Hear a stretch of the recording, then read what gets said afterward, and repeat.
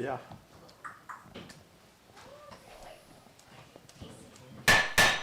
Okay, time is 6:30. My microphone is on. Everybody else, Tom's your mic on? Tom is on. This is the Thursday, October 16th, 2025 meeting of the Poetry Town Council. It's 6:30 p.m. and we are at the Poetry Town Hall. Tonight's meeting will be in two parts. We're going to do a workshop up front, and then we're going to dive into the regular agenda. Let me go ahead and do a roll call for quorum. Mike Jaffe, the mayor, is here. Councilwoman Hibbs. Here. Councilman Bryant. Here. Councilman Kendrick. Here. Councilman Anderson. Here. Mayor Pro Tem Fowler. Here. Okay, we do have quorum. Terry, Mayor Pro Tem, has agreed to do the pledge and invocation. Please join us. Join me in the pledge. I pledge allegiance to the flag of the United States of America and to the republic for which it stands, one nation, under God, indivisible, with liberty and justice for all. Here, bow your heads.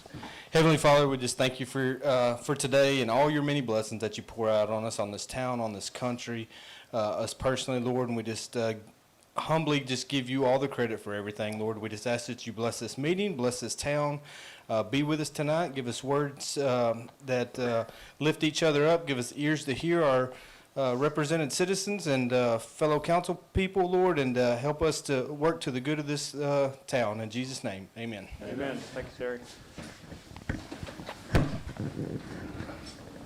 Okay, so we are going to, let me just look ahead of time to see if anybody wanted to talk. Does anybody sitting in the audience want to talk during the workshop? You're welcome to say that now. You don't have to have signed up. Maybe, okay. Well, we'll do a maybe gap somewhere in the conversation. Okay, so council, the first item is the workshop agenda. And I put there that the discussion is going to be about long-range planning for the town of Poetry. And what I wanted us to do is just kind of start the conversation. I don't expect us to finish anything tonight, and we're not really going to commit to a lot, but I feel like we've sort of been operating with our headlights like a foot or two in front of the bumper. You know, just fix a road, clear a tree, deal with a cat, you know, whatever the little calls are coming in, and there's been a lot of them. And we raised our headlights a few months ago when we decided to put money in escrow in the counties, because we said, you know what, we want to get ahead of this. We want to start making some real progress on our roads and things, and I think that's good. But I think it's time for us to start having a conversation about, you know, what do we as a council want to accomplish during our term, right? The next year and a half, or if you want to run again, however long that is. But then what do we see the town of Poetry looking like 5 years from now, 10 years from now, 20 years from now? You know, I was at that meeting last night on the Outer Loop, and that gentleman, the engineer for COG, said he is required by federal law to predict highway needs 25 years into the future. And imagine, I mean, I can't even, big, wide, I mean, I don't know. But I think we need to be doing similar for the town of Poetry, because as somebody said at that same meeting, you know, if you don't sort of figure this stuff out, you're going to end up somewhere, but it's probably not where you intended to end up, right? Right. So I think this conversation would include things about, you know, future city services and city operations. And I actually did a little search here, and it said, I did it on city long-range planning. Some cities call this a comprehensive plan, but I don't think we're nearly ready for a comprehensive plan, because comprehensive plans are like super detailed, and we're not even there, right? We need to kind of take this in big chunks. So it talks about some of the components of a long-range plan. It talks about vision and goals. What's your vision statement, right? Describes the community's desired future, what residents want the city to become. Guiding principles, and I know those are important. Core values, right? What do we, and we've talked about this some in the past, but I think we need to put this stuff down on paper and kind of make a statement. Goals and objectives. Land use element, future land use map. Well, we've got that, right? We've got at least one iteration of it. Zoning framework, we're working through that. Growth management policies. The mayor of Rockwall last night made a statement about, you know, he's against high density. And I thought, I think we are too. I mean, I think we're against high density. We don't want a lot of stuff packed in a little space. We want stuff kind of fluffy. Parks and open space, think about those now, because once it all sells, you're not going to get a park in anywhere. Public facilities and infrastructure, water, sewer, stormwater, energy, broadband, blah, blah, blah. Economic development, land and policy support local business growth, if we want that. Environmental and sustainability, natural resource conservation, climate adaptation, floodplain, wildlife, hazard mitigation.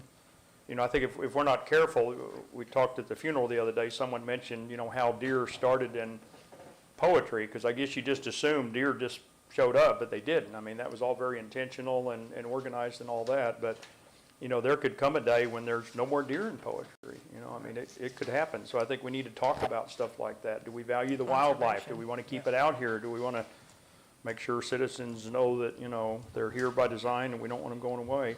Community services and facilities, schools, libraries, fire, police, healthcare, social services, so on and so forth. Projects, programs, timelines, responsible agencies, blah, blah, blah, historic preservation. I mean, there's all kinds of things we can talk about. To me, I think it starts with a vision statement and guiding principles and core values, right? So what are the, what are those things? And I think underneath that, we start kind of fleshing this thing out over time. Now, one of the things I'd throw out is, and you guys can go either way with it, is, maybe we want to involve other than just the six of us in this conversation over time. I think this is a longer conversation that's going to take place over 6 months maybe. I don't know. I'm not in a hurry. I'd like, before we end our terms, 1.5 years from now, to have something memorialized, and it can be changed over time, but let's have something down. But I don't think there's any harm in, if we have some citizens out there that are just passionate about this kind of stuff, or maybe experienced because they've done it in corporate environments, for example, including their expertise. Because I know I certainly don't have a patent.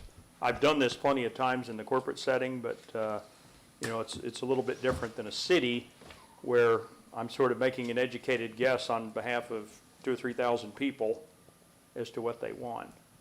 So anyway, open the floor for thoughts from the council, and then we'll go to the maybes. Well, I just think one of the primary things I think we need to figure out up front is from the citizens. Having served on P&Z, and Terry has too, when we start getting into these kinds of meetings, and Chad was there too, it's grueling. It moves so slow, it is grueling. And I just think we will lose the citizens. So one thing that we might want to look at is, do we kind of come up with a game plan and outline as the council, then bring it to a public hearing? And where, the big meetings, several public hearings, you can't do it in one, however many it takes. Or would the citizens rather come into the little meetings and go through the grueling part of helping us put that together? So that's kind of I just think the citizens need to, the ones that are here, tell us what they would rather do.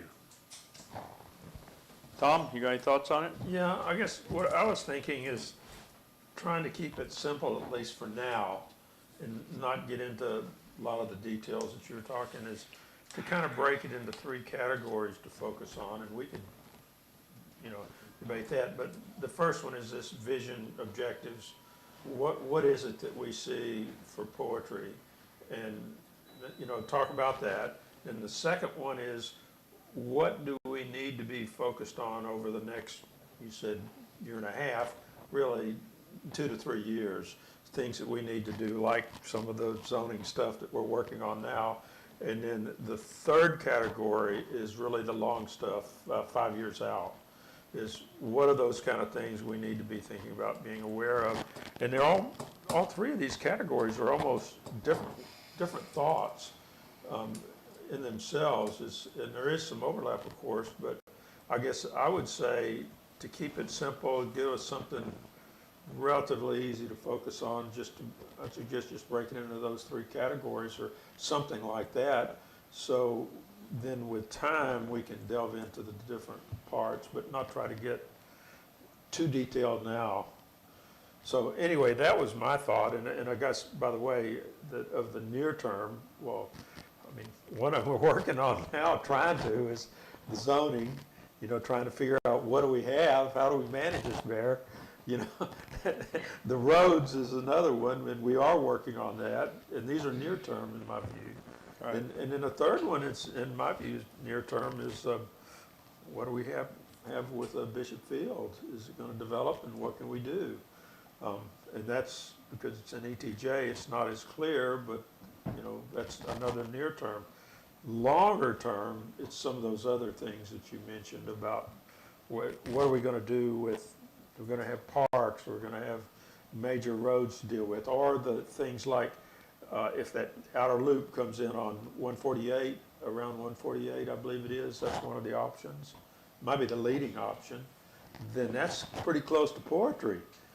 But now, knowing how long it takes, I don't see that happening within 5 years. It's gonna take a long time to buy the land, do the utilities and right-of-ways and all that, start construction. So to me, that is probably, dealing with the outer loop is probably one of the big things that we need to focus on for us, for how do we deal with it? Because if it comes along 148, it's close. Okay, thank you, Tom. Doug, got any input? Yeah. We're going in a direction that we really need to do some internal organization to make the stuff that you've already hit, the topic of, zoning and some other things. I've really been trying to put things together where we're establishing things but we don't have necessarily the documentation and the organization to stand up for those items that we're doing with zoning, or, as in the packet, Board of Adjustments and things like that. We're establishing things, which is a good thing. It's just a matter, we need to build the organization to make those things work better. In that way, the community can see some of these things that, well, for instance, say Board of Adjustments. Well, what is a Board of Adjustment and how do we react to it? Board of Adjustments is something that you come to the council, and since we're going to be the Board of Adjustments, but there's not a documentation or evidence of what are we going to require. Those are some of the things that are very challenging. In our planning and zoning, it says permits and ordinances, and I know I keep hitting on that. And fees, ordinances and permits and fees. But if we don't have any of that established, some of these things are going to be harder for us to manage. And they're just managing tools in our toolbox for us. That's the internal stuff that I'm looking at to try to help establish some of these boards and stuff once we get those done. Because even when you get a board, they're going to go, okay, now what do we do? How do we do it? What basis do we have to make those decisions and things like that? So it's just still a matter of trying to keep the town of Poetry and our citizens with some organization so they can actually see what we are accomplishing for the good. Mm-hmm. And once I think we can get some of that going on, I think they'll really see there is some good coming out where we can help our community. Agreed. Thank you, Doug. Terry? Yeah, so this is something Mike and I have kind of talked about in our new positions and new, 2 terms as council and now where we find ourselves.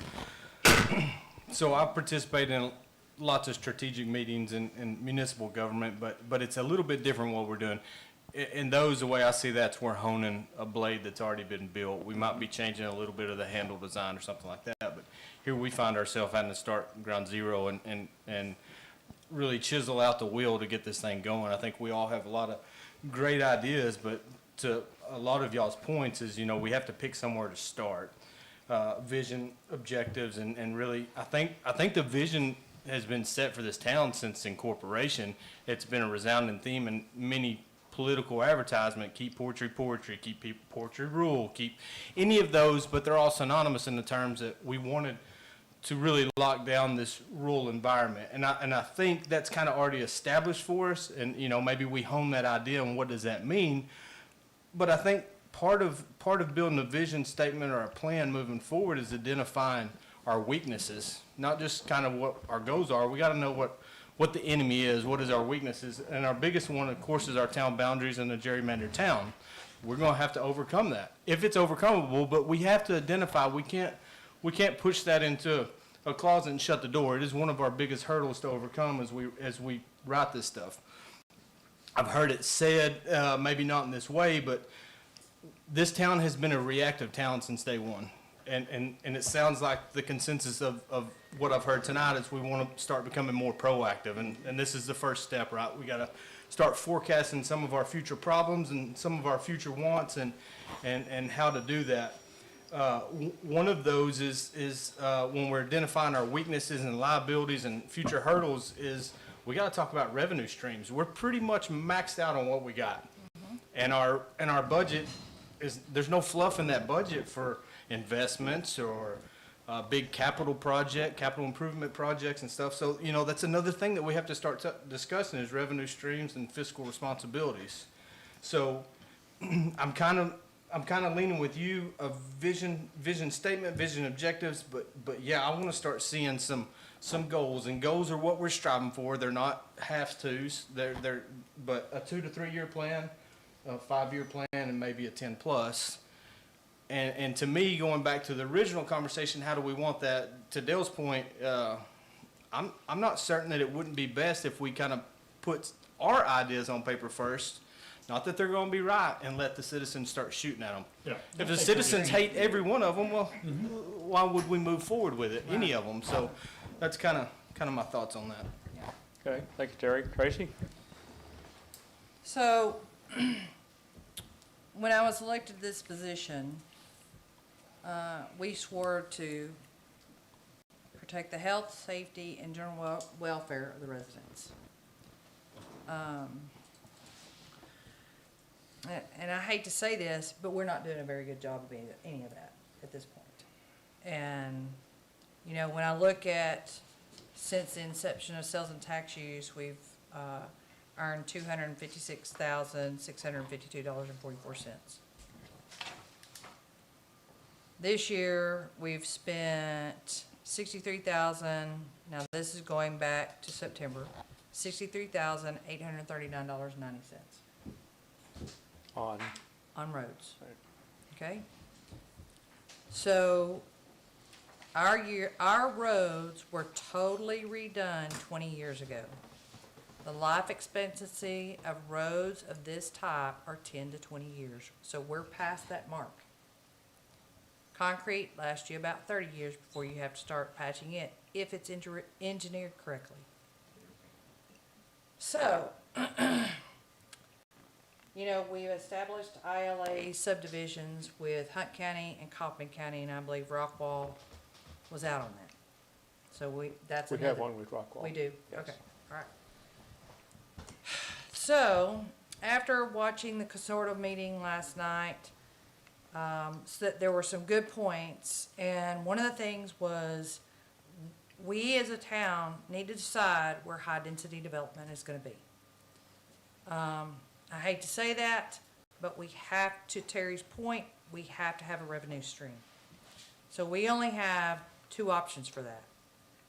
We have sales and tax use or bring in housing.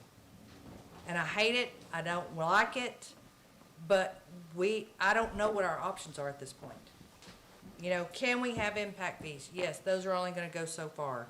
Can we have permit fees? Yes, they're only gonna go so far. So, you know, dealing with the numbers, looking at the numbers, knowing how much 1 mile of road costs, we are not being physically responsible and being honest with the citizens about how much it costs to keep this town up. That's my opinion. I know it's not gonna be favorable with a lot of people, but it's just where we're at. Well, I think it's reality. You know, we swore to protect the safety and welfare and health of everybody out here, and, you know, I'm not gonna say I disagree, but tell me, just so I can get my head around, where do you think we're failing? I wouldn't give us an A+ by any means, but where are we failing? Well, you know, if you look at the planning and zoning ordinance, I'm all for green space. I want to keep green space. I would love nothing more than to not have anybody move to this town, okay?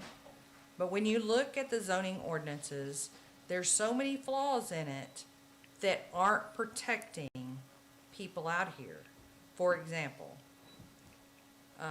we're getting ready to talk tonight about a variance or pass a variance ordinance or whatever that is. Right. I don't know Form. where, Application. yeah. Right. Obviously, they're coming in, I'm not aware of them other than what I've heard around this table, okay? We have people that have illegal, non-conforming use. Let me say that one more time. Illegal, non-conforming use. That does not mean that tomorrow we're gonna tear the house down. But what it means is moving forward, you are compliant. But when you have a situation where a home or a structure of any type is not conducive to the conditions it was set for, and there's no activity, we have to take action.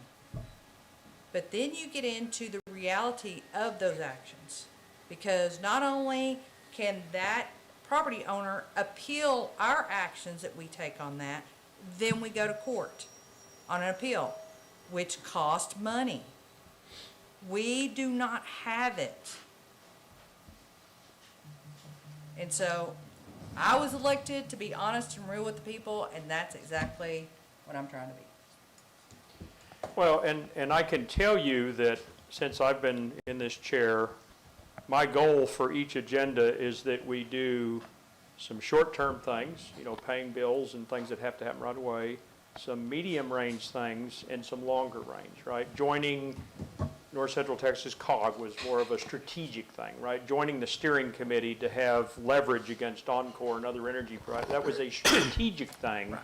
Paying the legal bills and liability insurance, that's short term. And then the medium term would be like roads, right? But, and I think, and you've said it in different ways, but I think to Terry's point, for the 5 years that I've been doing this, it's been like triage, and I'm not even sure good triage, right? Some of the patients didn't make it. And we don't want to just be really good at triage. We want to be good at planning. The town is going to turn into something. Sure it will. Right? And I think the more that we and future council can get on top of that, right? To your point, Tracy, we can't live with our head in the sand. There's never going to be apartments. No, there will be eventually. I mean, it's just going to happen. Somebody's going to inherit a piece of land, sell it to somebody else, put it 300 and something feet in, and there's going to be, you know, so we need to, now part of that, and I'll share in another part of the meeting tonight, but part of that is getting way out in front of it, right? It's partnering with other cities, right, so that we have leverage. It's going to Austin, not necessarily me, but getting sort of tentacles into Austin, because they're the ones working against property owner rights and other things, and we can have a little bit of influence.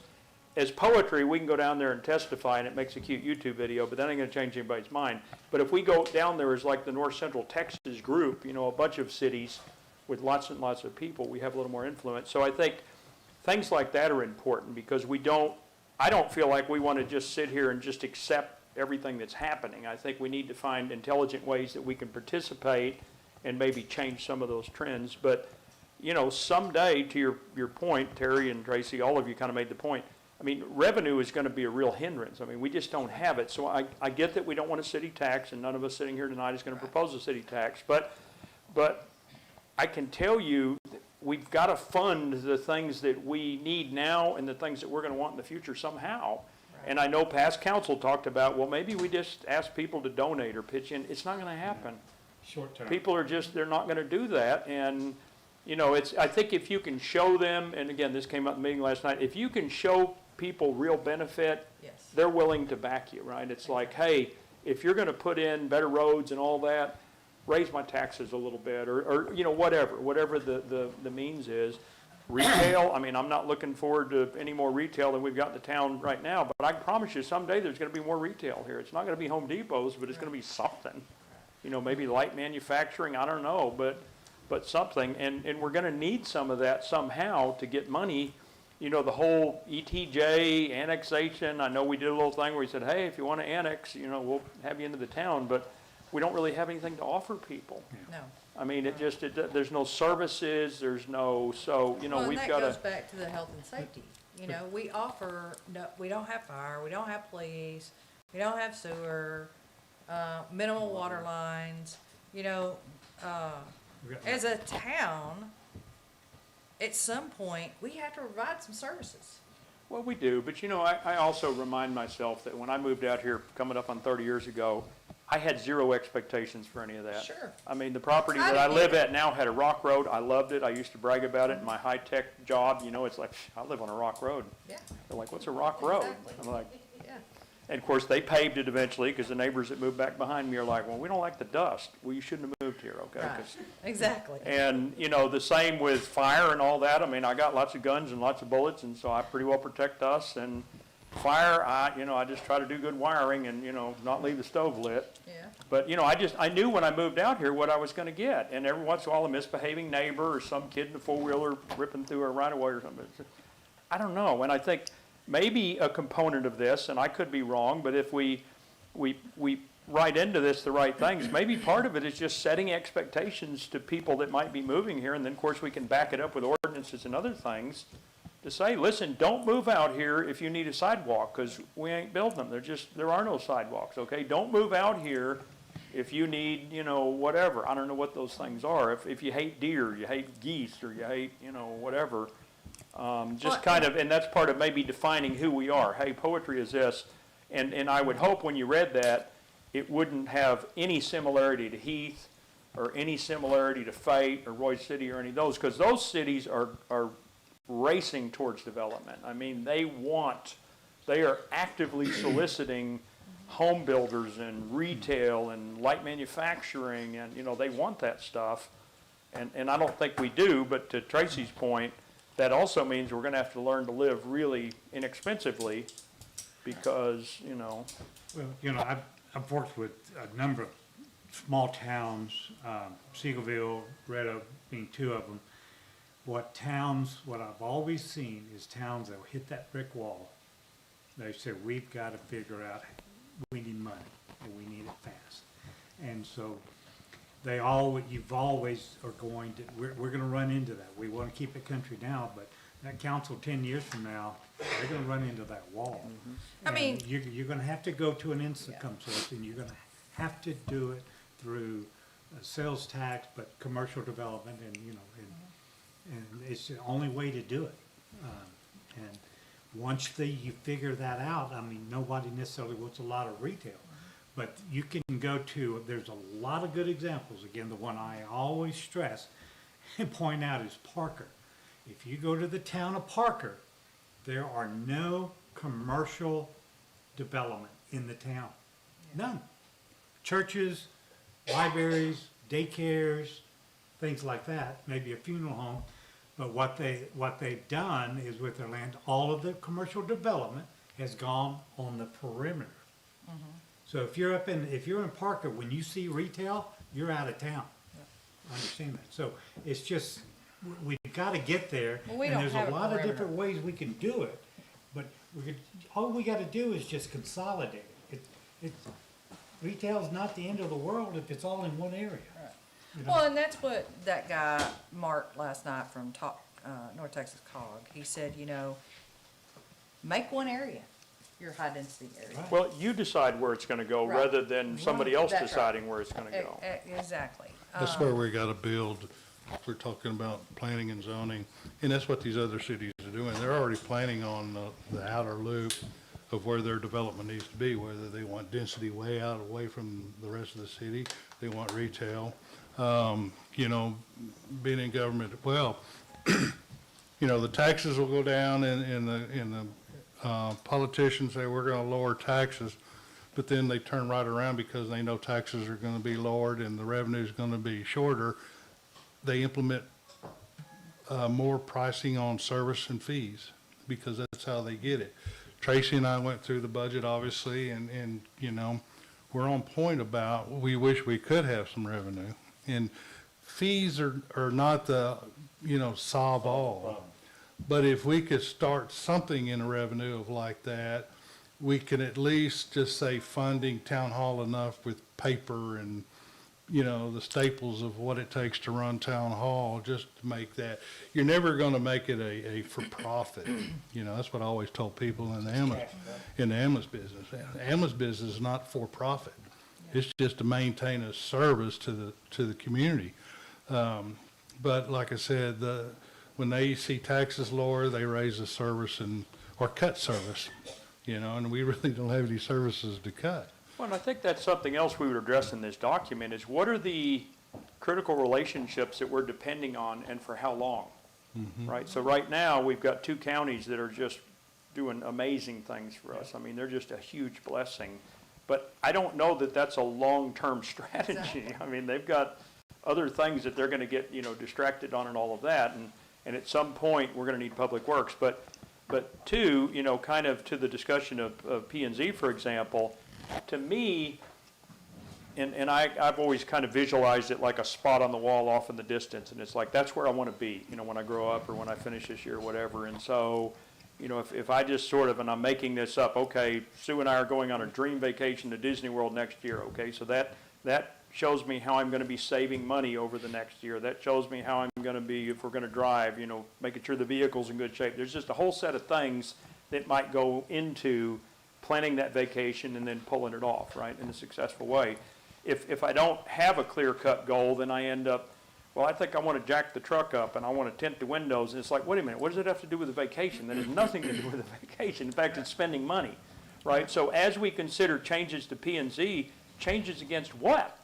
What's our vision? I mean, what's our mission statement? I mean, where do we want it to land? Because if we just go in and start putting stitches in the P&Z document, I mean, they may not accomplish what we intend if we don't know what we intend, right? So I think it's important, and I agree with the comments that were made.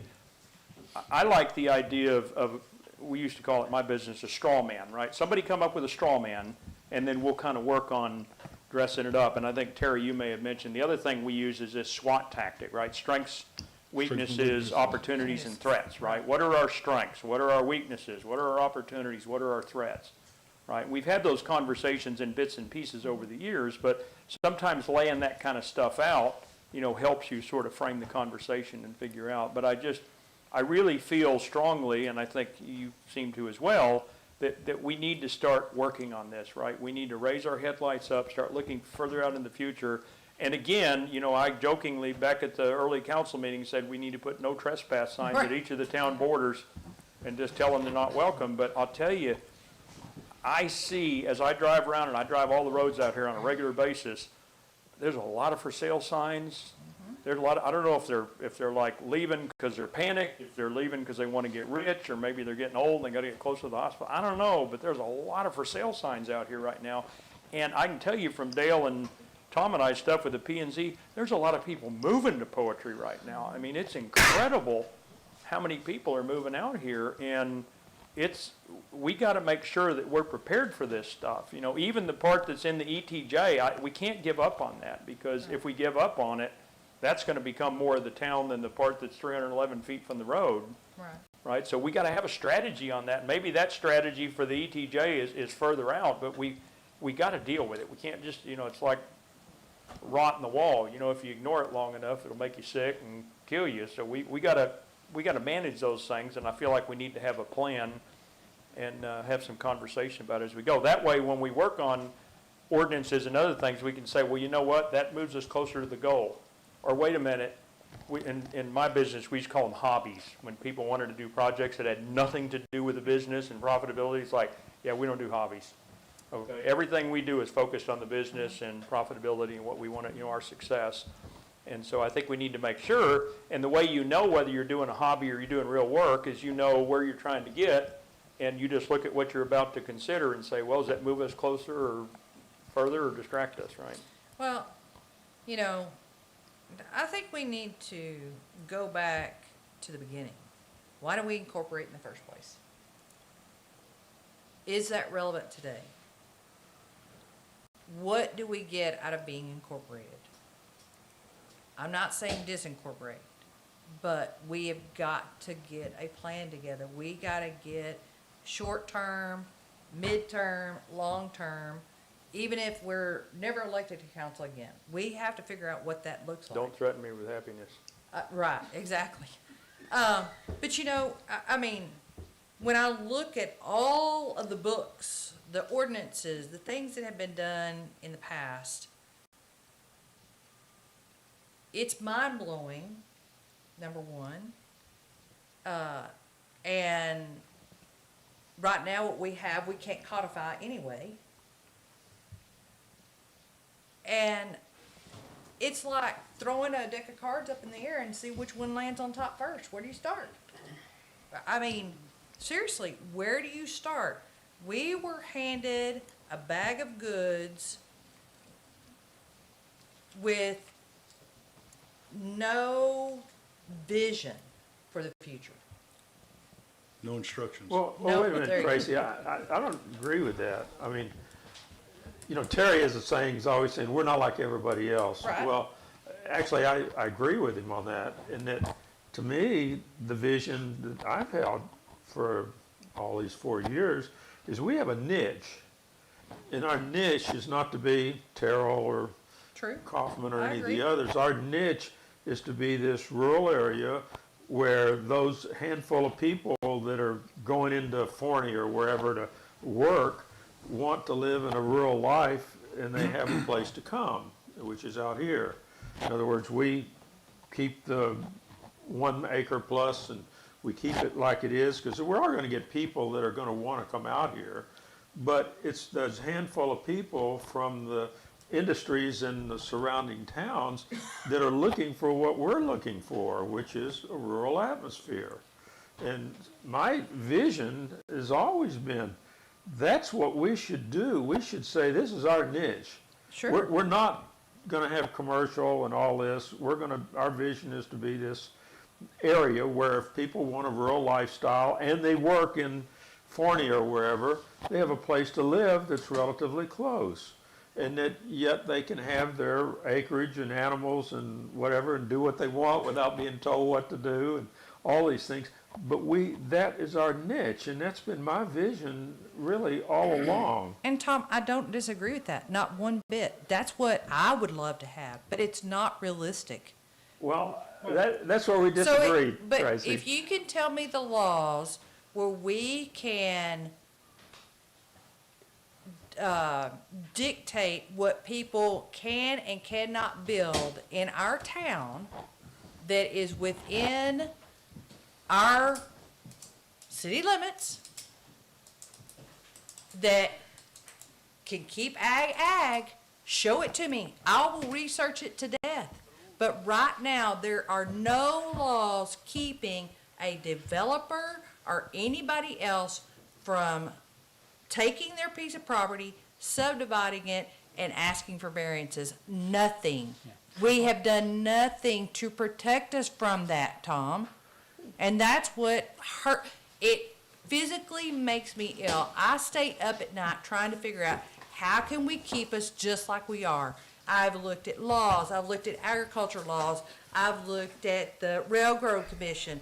I can't tell you how many avenues I've been down to try to keep this as agriculture as possible. There are none.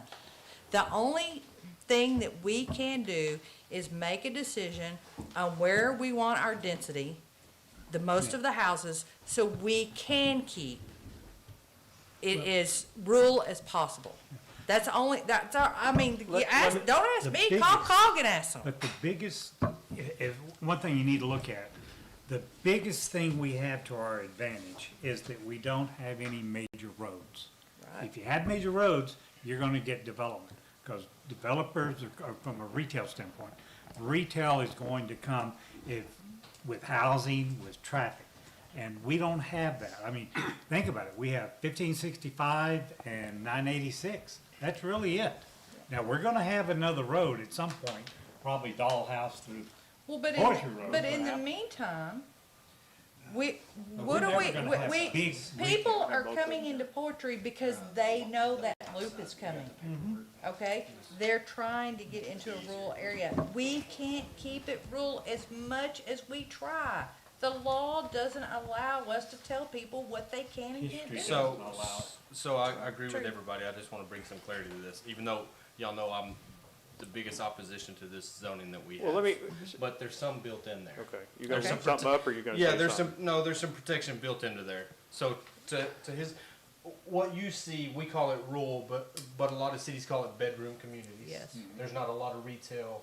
It's more. Where people bedrooms. go sleep at That's night, and then right. they go Right. somewhere else to And I think we're all on the same page on that, but to your point, we haven't done anything, as much as I dislike this document, those lot sizes is right now our only protection. Exactly. And we don't have to issue variances for someone's request. Right. So the lot sizes are very clear in there what a business is, and I was going, Dale, you probably remember off the top of your head, but there is some built in. There's an We can acre strengthen this. plus. Well, acres for residential. Right.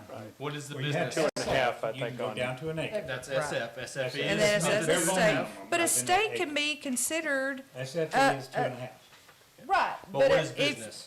Well, I don't, I don't think we have a business. no, we plan. do, but We have it's, a B1, it's 108,900 feet, so what it's is 2.5 that? acres. 2.5 2.5 acres. acres. Yeah. So there, I'm not disagreeing with you, but there is a little bit of built in. So we strengthen that, we work on that. Everybody Okay. has the same goal, but to say we have no protection, Right. there's limited protection. And if you- The 311 is our biggest hurdle. Exactly. Okay. Exactly. But the 311, if you think about it, the 311. How many people we gonna build in control the the front 311? door. We do. This is true. And that's how we have to kind of look at this, because that's all we got, is Well, the front door. Let me kind of bring it back in here. So I don't disagree with anything that anybody said. And we know it's okay to have differing opinions, and sometimes we're saying the same thing, it just sounds like an opposite opinion. But, you know, I think to your point, Tracy, and I'm not picking on you, I just want to make the point. You know, when we took this job, right, when we ran for the most recent election, we knew exactly what was going on because some of us had been on the council, everybody else had been attending and speaking. So I don't want us to get into a mode of complaining about what we inherited from grandma. I mean, this is like, No, we knew what we I'm were not- getting. I'm not complaining Right. about it. I'm just saying That's that a nice we challenge. have so many hurdles to get over. That's okay. To overcome. And where do we start? Well, that's why there's 6 of us and not one of us, and we're gonna, Right. as the Bible says, we're gonna divide and conquer, right? There you go. We're gonna all pitch in, and, yeah, she's already on there.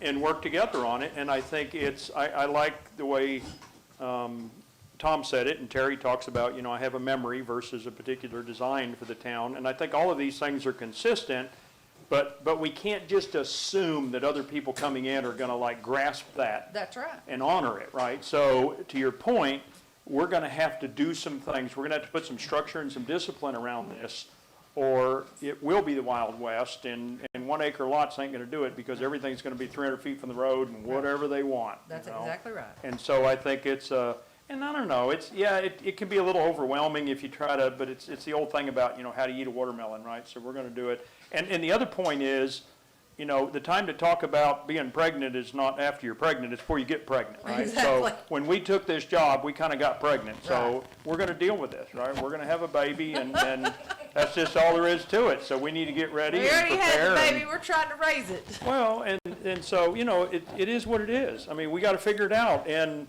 we may not solve every problem that's ever gonna hit poetry for the next 30 years and the next year and a half, or however long we're here, but we're gonna make progress on it, Yeah. right? When we leave it, kinda like camping, we're gonna leave it better than we found it, right? Whatever that means, but I don't wanna spend any time whining over what we inherited. It's like, wow, grandma's gun collection is dirty. Well, It's a gun collection. It was right. free, okay, just be happy you got it. So, you know, we've got a town, a bunch of us helped get it going, worked hard on it the last 4 years. Maybe everything wasn't perfect, but we knew that when we signed up. So, you know, let's pick up from here and keep going. And again, I think we need to go back and we can dust off some stuff from the past on vision statements and all of that, but we need to firmly establish, and then, as Tom said, we can kind of build that in layers, right? And, you know, I think Doug brought up some great points about, you know, sort of organizing and documenting and all of that, because as we do these things for the first time, we need to sort of build some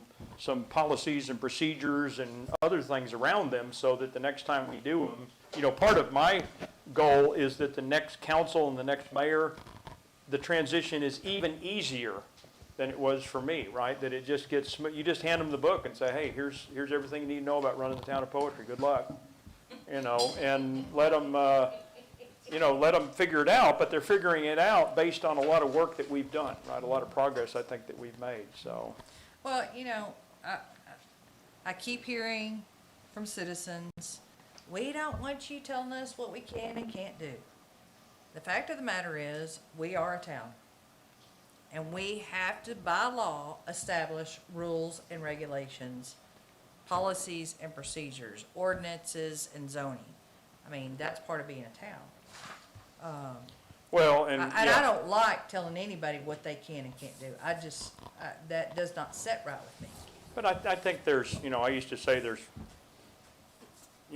3 ways to tell somebody their baby's ugly, and 2 of them sound like a compliment, right? But you accomplish the same thing, and I think as we make progress on this, we can sort of get the citizens involved and get their buy-in that, listen, this is, okay, I know you like the idea of you can do whatever you want, so can your neighbor. What if he starts doing something you don't like? Are you still gonna be happy? Yeah. Right? No, you're not. So we gotta have some basic ground rules around here. And some of them are already established by the state, right? Like shooting over people's fences and things, and others we're gonna come up with. But, I don't know. I don't, to me, the journey is, it's big and it's, a lot of unknowns and all that, but I think we have an incredible council. I agree. I think the 5 of you are just amazing. You're very talented. You've got a lot of good ideas. Sometimes we get a little passionate in our conversations with one another, but I think our hearts are all in the right place, and I think we're all doing the right thing, and I think we've got a lot of achievement. Let's take a quick break, not break, but let's, we didn't have a sign up, but I did say that people would be able to speak. Does anybody in the audience want to step up to the mic? Robin? Make sure it's on, yeah. Yeah. Remember, I was the maybe. Okay, well, that's fine. Do the, who you are and just what town you live in for the recording. Robin Followell, Poetry, Texas. Hang on, you're covert at the moment. We gotta make you live. Go for it. Robin Followell, Poetry, Texas. So I was gonna talk back or relay back to Tracy's thing and kind of try to tie in all the points on that. So I totally get the point about the health and the safety and the welfare. I think that's what has been like where people have misunderstood me and my passion all of this time when I'm attending these meetings and saying, we need this, we need this, we need this. And it's not because I work at a big city, it's because I feel like everybody in this town should have the same safety opportunity, what they live in. That's why I've always pushed for us adopting a building code. Because when you have developers come in, or anybody, like I said, we have 3 counties. You've got one over here on the 2012, and one's on the 218, and then, they're all being built to different standards. And that's not health, safe, fair-wise. If you're coming to the town to build your home, the quality of your home standards should be the same across the board, not just what's in this county.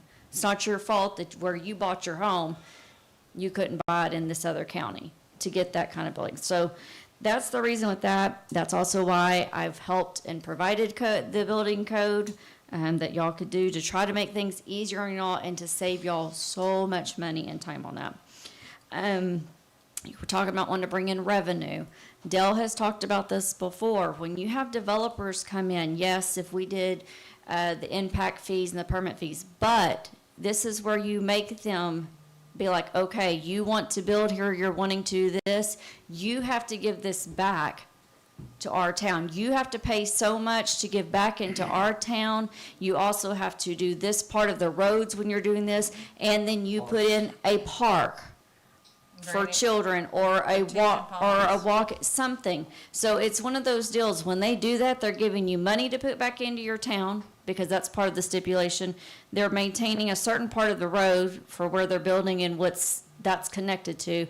And then they're giving something that goes back into the town that makes it as a beautiful or nice piece that enhances your town. It's all more ways of getting revenue opposed to having to raise tax. There was something else I was going to. And I mean, I get it. I work in the city and I come home every day and love where I live. When people ask, where do you live? I'm like, I live in the Know deer. your business, that's what you tell. We live in deer country is what I tell people because I love that. So, I mean, I don't want our town to be Mesquite. I'm so thankful by the end of the day when I pull up to the driveway and make my half a mile to my house. I've forgot about that. I have no phone service and, I don't have to deal with all the noise and the lights and all of that. So I do love that we are still country, but it is very hard when you do work in municipality to not want your town to be better. Not that you want it to be a big city, but how you would like for your town to be tweaked so that everybody gets to enjoy a little bit of more of that tweaking part. All right, I'm good. Yeah, Sue and I don't even have company over because we don't want them to see what poetry looks like, so we're just, like, you can't visit us, we live in a bad place. Please, Yeah, please, come on. Kelly. Come on up here. Okay, so far, Name. oh, I'm sorry, Shelley Smith, Poetry, Texas. Thank you, You know, Doug. I got away for like 3 years without saying my name. It was awesome. So far, what I've heard from the council and from the town is we want you to pay franchise fees. We want you to use a specific trash company. We want you to follow our rules. But I'm not seeing what the town is benefiting me with, okay? We can't have fire and police and sewer and all that kind of stuff because we can't afford it. But I would really like to see, as you do your long-range planning, to put in portions of something. What are you gonna give the citizens in return for what they're giving you? I mean, you have 300 feet, on either side of the road, give or take. And that means you have control of the road, and you have control of the ditches and stuff like that, but you can't, I don't know how you're gonna put in a park that's only 300 feet deep. Or, I mean, a bicycle trail would be fantastic, but that's gonna cost a ton of money.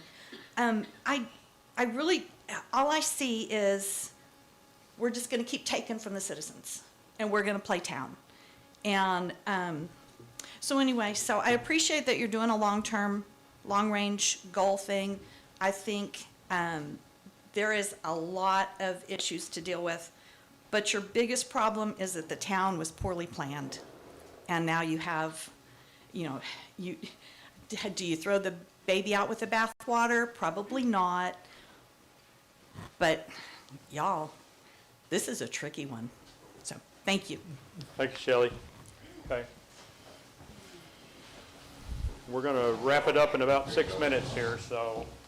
keep Hey, it Tara concise. Sinkovich, Town of Poetry, proud poetry person. So to counter some of that, I do think that having the fall and spring cleanup is a nice benefit for citizens. We've had citizens who love that, and we can be proactive in keeping our community cleaner. And we have a say now that we never had before. And so I think that is powerful. And frankly, for those, the third portion of the town, they aren't going to have to worry about neighboring city encroaching on them and causing them 0.76 per $100 valuation. So I think that's a huge benefit. We have a say in our future. And also, I disagree completely that the town was poorly planned.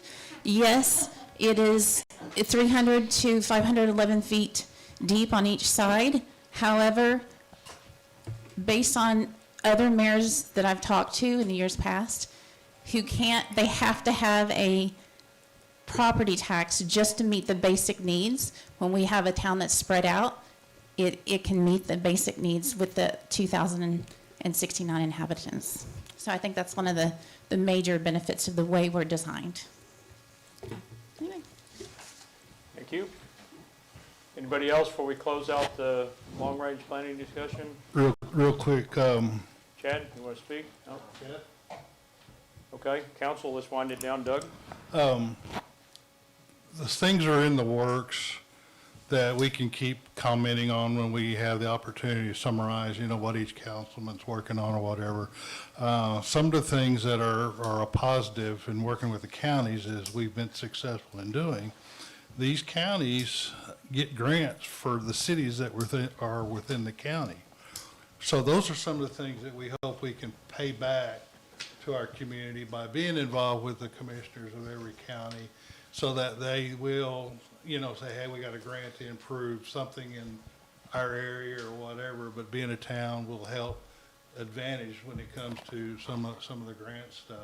So we are trying to get something for the show. I understand, I work so hard and not see what you completed, so I appreciate the comments. Okay, any other closing remarks? Okay, we're going to call the workshop closed at 7:26 for our timekeeper out there. And we're going to roll. Does anybody need a break, or can we just roll straight into the agenda? We can Want roll. to go home early? Want to go home less early? Let's roll. Okay, I think we're going to do okay. If somebody needs a break, just speak up. That's right, Yeah. just speak up. We just won't vote while you're gone. Okay, going to jump into items of community interest. I added a couple to the one that you may have brought with you. The first one, and these aren't any particular order, there is a first ever Town of Poetry Bingo Night coming up. If anybody is a bingo enthusiast, this is going to take place on November 24th at 6:30 at the Poetry School. A lot of buzz going on about this, so you might look into whether you want to be a part of that. I think I appreciate people sort of working on things that kind of bring us together other than in meetings and, questions about moving mobile homes onto your property, whatever. It's like reactive stuff. It's just, I think the farmer's market was a great example of that. I think what I heard most from people was, I just like seeing my neighbors, putting faces with names and hanging out and all that. So anyway, appreciate the school and others that are involved in organizing that. Again, thank you to Kaufman and Hunt counties, to our commissioners and to their road crews. They are doing, just bang-up work, really incredibly good work. Thank you to David back there on the console, helping us with the sound and the streaming. To Scott, Laura, and Zoe, they were coming to the school each month and helping set up, which was a much bigger deal than setting up here, but they're still committed to helping us set the meetings up and normally tear them down, but they're at a event at the Terrell Theater tonight, so they won't be able to help us shut down. But anyway, and then last but not least, we are looking for volunteers to help us organize and pull off our annual tree lighting and judging contest. I think Amy, is involved in it, and Debbie, David's wife, and there's some others that have already spoke up. And so anybody that's interested, we've got a sign-up sheet here. If you didn't see it on the way in, you can see it on the way out. Just let us know that you're interested, and we'll get you involved. My goal there is that neither the mayor nor the secretaries have to kind of run this thing, that we kind of make it more of a community event. We get volunteers, so that includes everything from making cookies to serving the cider. The poetry school wants to send their choir, so we're going to have little poetry kids like out there choiring. So that'll be fun. And if you guys got some other ideas, that's great. But I am not a party planner. I'm an operations guy. So looking forward to lots of people volunteering to help out. For some of these things that we're going to be doing. Don't do that. For some of these things that we can put on our website so the whole community can. Yes, we'll put them in the poetry post. We'll put them on the website and ask all of you to help us broadcast it as well. So, okay, going into reports. I feel like we've got to be like the most transparent town in the state of Texas when it comes to financials. we've done everything but issue debit cards to the citizens here. We've got all the numbers, so, council, do you have any questions? We did include the finalized 25-26 budget. And if you remember at the last meeting, we agreed to sweep all of the remaining funds into the rainy day. And so we weren't able to do that at the last council meeting because we hadn't closed our books. We've closed our books. So the copy that you have in your packet and citizens would have downloaded is what's filed at both the Hunt and Kaufman County courthouses. Right, so this is our 2025 budget with all of the numbers rolled up. Everything adds up and works perfectly. So that's the reason that's in there.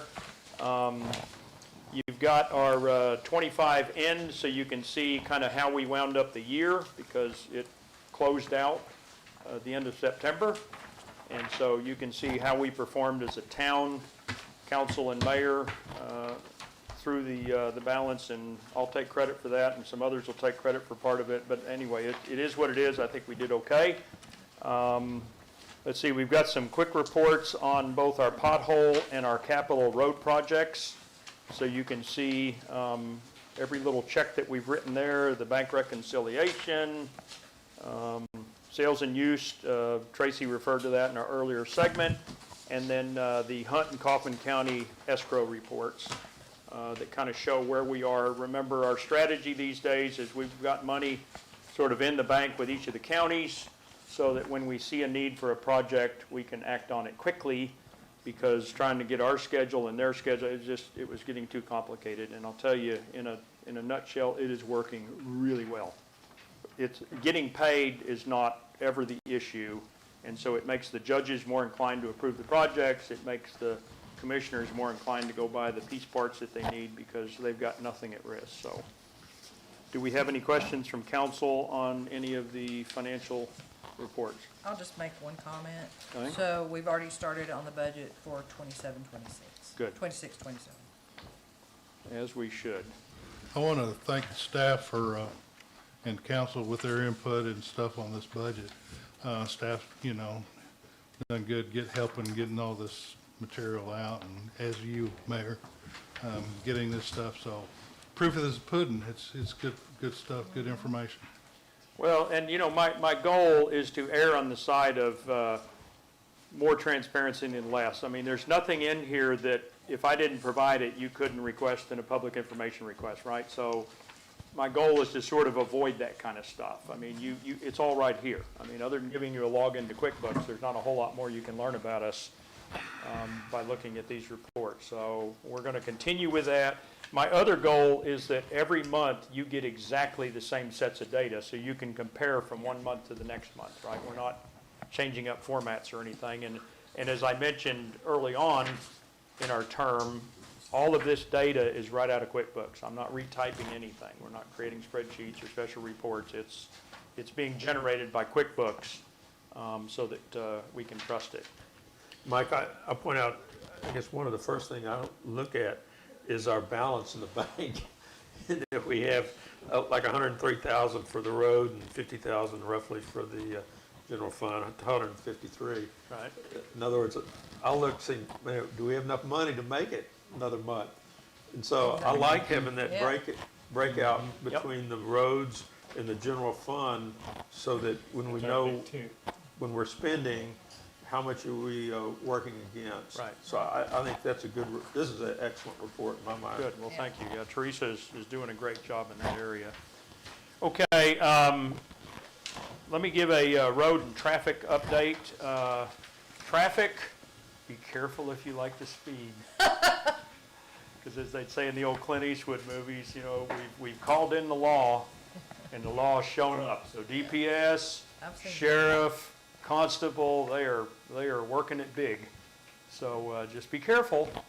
But it's a good thing because, we've got some roads around here, especially right now, the deer in rut and all that. They're just getting stupid, jumping everywhere, and people need to be careful. But, we've got 1565 that's like a speedway all the time down through the bottom. Everybody wants to see what their top end is as they go down there. And then we've got 986, and all the people that are late for poetry school think they can do like 90 mile an hour trying to get their kids there. And those are a problem, right? Because you got people pulling in and out of driveways and intersections and things. Right, so the speed limit is 35 unless it's posted otherwise, and if you go above that, don't whine to me. We're taking care of it. I used to use the potholes, but now y'all want the potholes fixed. Now they can drive faster, so anyway. Inverted speed bumps. Yeah, something like that. Let me kind of, okay, so since the last meeting, we have done repairs to pothole and edge repair to 2400. We finally did the entire thing. We did it in several passes. 2426, 2434, 2432. We've replaced two 36-inch culverts on 2454 just a couple of days ago. That was the road by Dr. Dawn's house. It had a pretty significant dip in it because the culverts were collapsing. Anyway, that repair was done. It's not completed because they have to let the ground kind of settle, so it's a rock gap right now. It will be asphalted over. That was part of the job. Once they're comfortable that everything has been settled down good. We've also had several trees removed by the county where they were growing right at the end of culverts, and they were basically blocking the culverts. Willows, imagine that. You know, they're looking for water. And I'll tell you, they were giant trees, and you go by after the county was there, and all you see is a few leaves. I mean, I don't know where it goes, but it's like magic. They just disappeared. So, and guess how much tree work costs? $0. They're not charging us a nickel for tree work, so very, very grateful for that. As many of you may know, and I know Tracy says she watched it, there was a meeting of the Commissioners Court last night in Rockwall about the outer loop, amongst other things. They talked about a couple of items, but the outer loop was a big one. It was a good meeting. If you are interested in that topic, and we should be, I believe there's a video that you can go watch of the meeting in its entirety. I really didn't know what to expect when Sue and I decided to go, but I'll tell you, when I walked in, I was impressed because around that table was every mayor of every town in this area. I mean, it was full of mayors and city managers and commissioners and judge and others. And as Tracy said, Michael Morris was the gentleman from North Central Texas Council of Governments. Well, what organization did we join recently? Right. North Central Texas Council of Governments. So that was fun to make that connection because now we're a member, right? And we can, but you know, the highlight, so you can go look for yourself and see basically the last meeting they had in May, City of Rockwall asked the COG gentleman, who basically is the highway designer, he's the one that puts this stuff together, to go look at 4 or 5 different routes. And they presented some information, and it hadn't shown up on the website yet today, but it was supposed to be out there. And they did traffic analysis using simulation programs to show if you build it here, here's the impact to every road around it, right? So it's going to lower traffic here, it's going to increase traffic here, and it's going to carry so much. And they basically started way over to the east, Poetry practically, and they started looking at paths heading back towards 205. And what they decided was, according to the simulation model, the computer preferred the more straight path that went through Rockwall, basically over at whatever that ranch is. High Point. Yeah, Tate Farm and all that. It's going to go through a lot of the ETJ there. Now that was the only one of, I think they presented 5 that the consultant or the COG guy said was viable. The other ones he said no. He said reject, reject, reject, reject. Well, that moved it further and further and further away from Poetry. So that was a good sign. The decision has not been made yet. This thing has been going on for years. It's going to go on for years.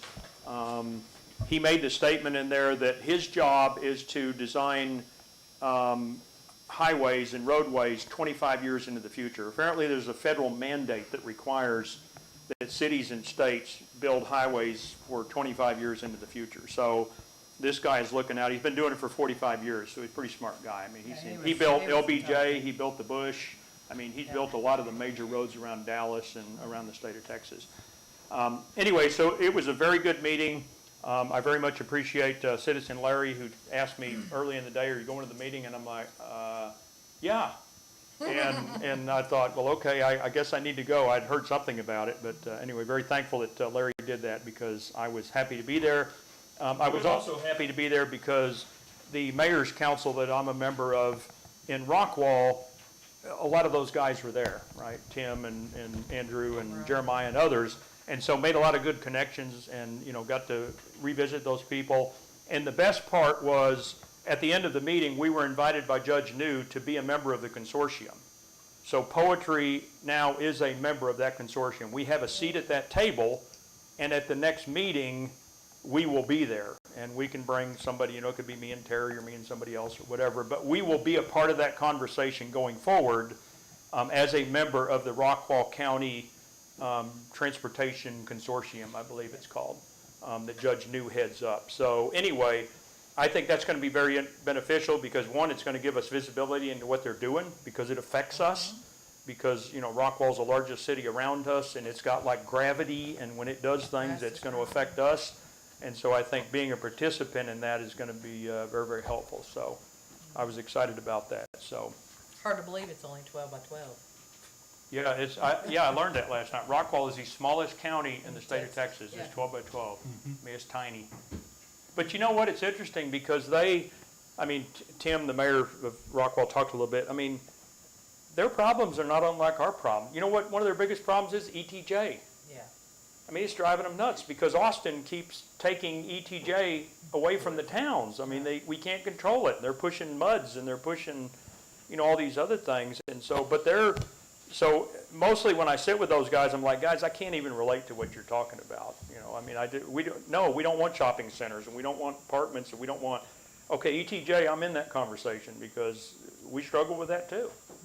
We have limited ability to do things. So anyway, it was a good meeting and excited to be, invited into that. And, again, we will no longer be wondering what's happening. We'll be right there in the briefings and in the conversations and also involved with the folks in Austin because they've got a lot of good connections with our senator and senators and congressmen and others that. Who was there last night? Sid? Was Sid Miller there? I don't know. They said somebody was there in the audience. I don't think he was sitting at the table, was he? No, he wouldn't sit. They said we had I think it a was congressman or something, but anyway. Okay, so that's basically, I'm going to make that my report. Now, we're going to number 3, mayor and council member activity report. Somebody, I'm going to call it whining, said, well, we don't all need to give a report every time. Well, no, that's true. So if you have nothing to say, just say pass and we'll move on. I'm not forcing you to come up with something. The meetings are long enough. But if you have something that you just want to say, please say it. Otherwise, say pass and we'll get out of here earlier. So, Terry?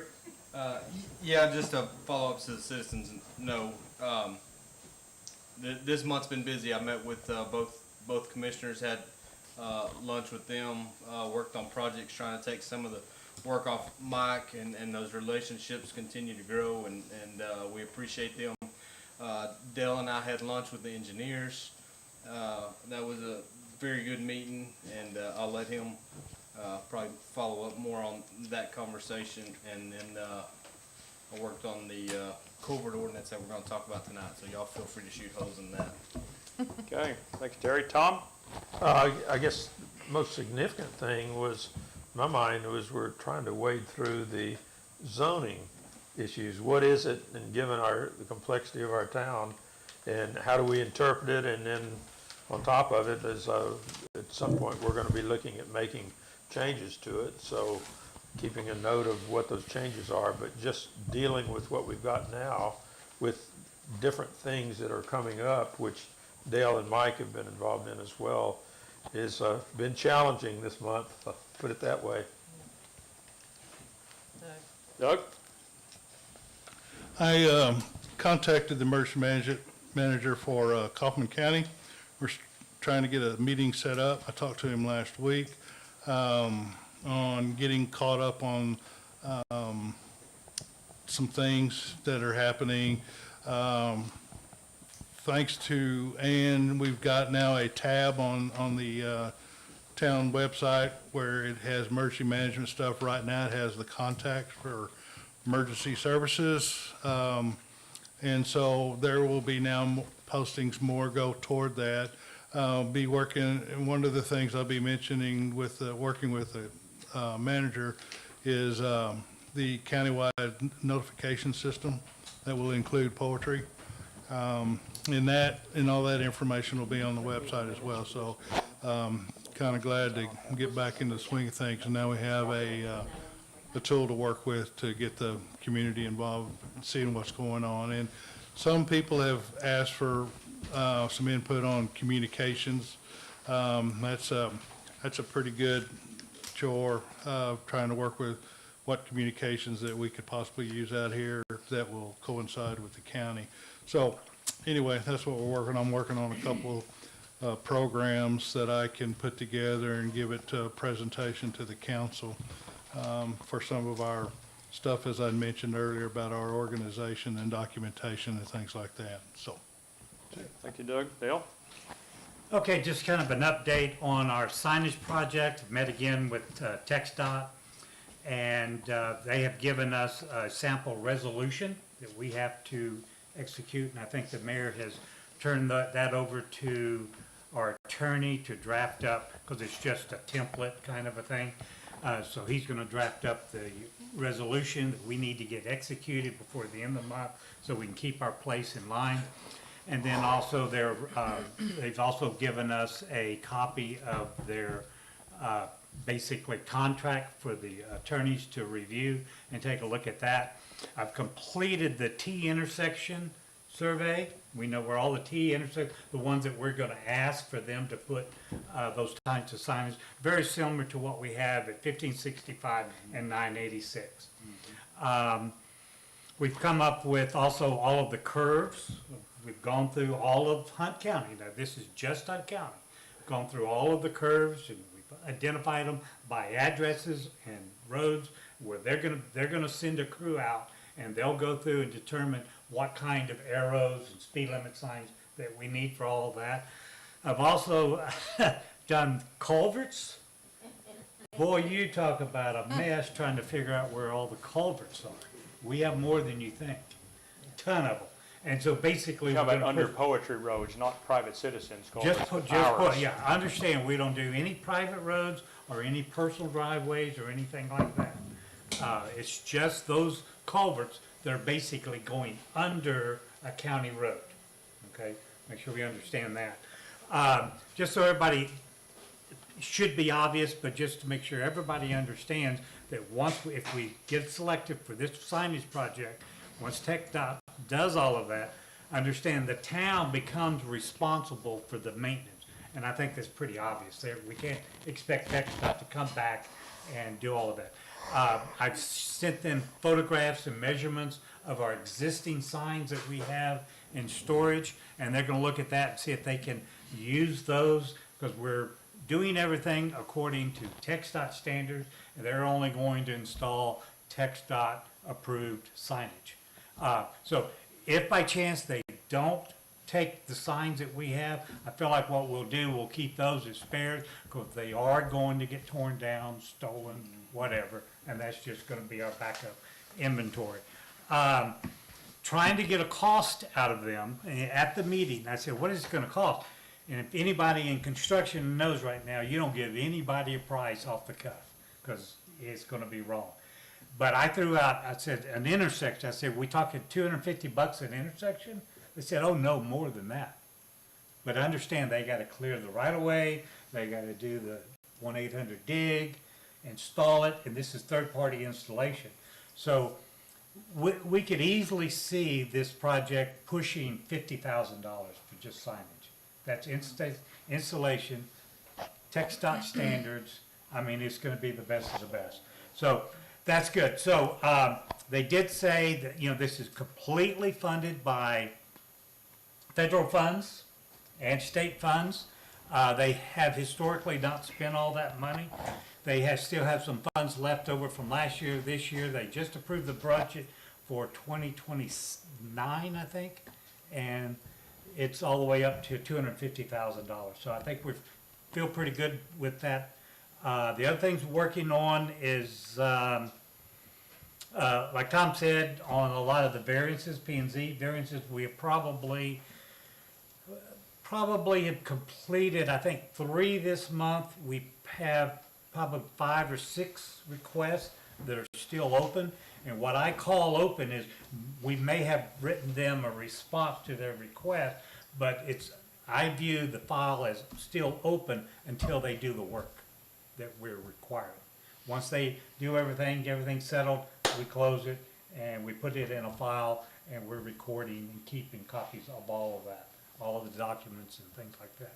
And so, but we write down, we probably have, I think, 4 or 5 open files. Yeah, Tracy? So, I kind of work a little bit in the background, so I'm trying to make sure that the things that we do are by the law. I won't get into a lot of details on that, just make sure that the town is running according to the state's new legislation and stuff like that. I'm also working with a company on code of ordinances, so I've had 2 Zoom calls with them. I have another one on Monday, and then I have another meeting up here on Monday, and that's pretty much it. Yeah, Tracy is, she's kind of my conscience. She'll send me a note and say, hey, did you know we're supposed to be doing this? And I'm like, no. Do I But want we to will know? now. Well, and let me go back to the roads report. I left off, I don't know that I mentioned Kaufman, but in Kaufman County, we're doing a lot of work also. We just finished a complete overhaul of 247, all the way around end to end, and Kaufman did a great job on that. They patched a little, I called it like a zipper in the middle of the road where the pavement was gone, did the edges, potholes. I mean, it was incredible. So they did great work there. The next big project for roads in Kaufman County is Green Meadow. And if you've driven Green Meadow, you know that from 1565 for about 100 feet, it's pretty decent, and then it just looks like somebody was trying to break it up. And Landmine. so we're gonna like redo the whole road for, I don't know, 1,000 minutes. feet or something, Yeah.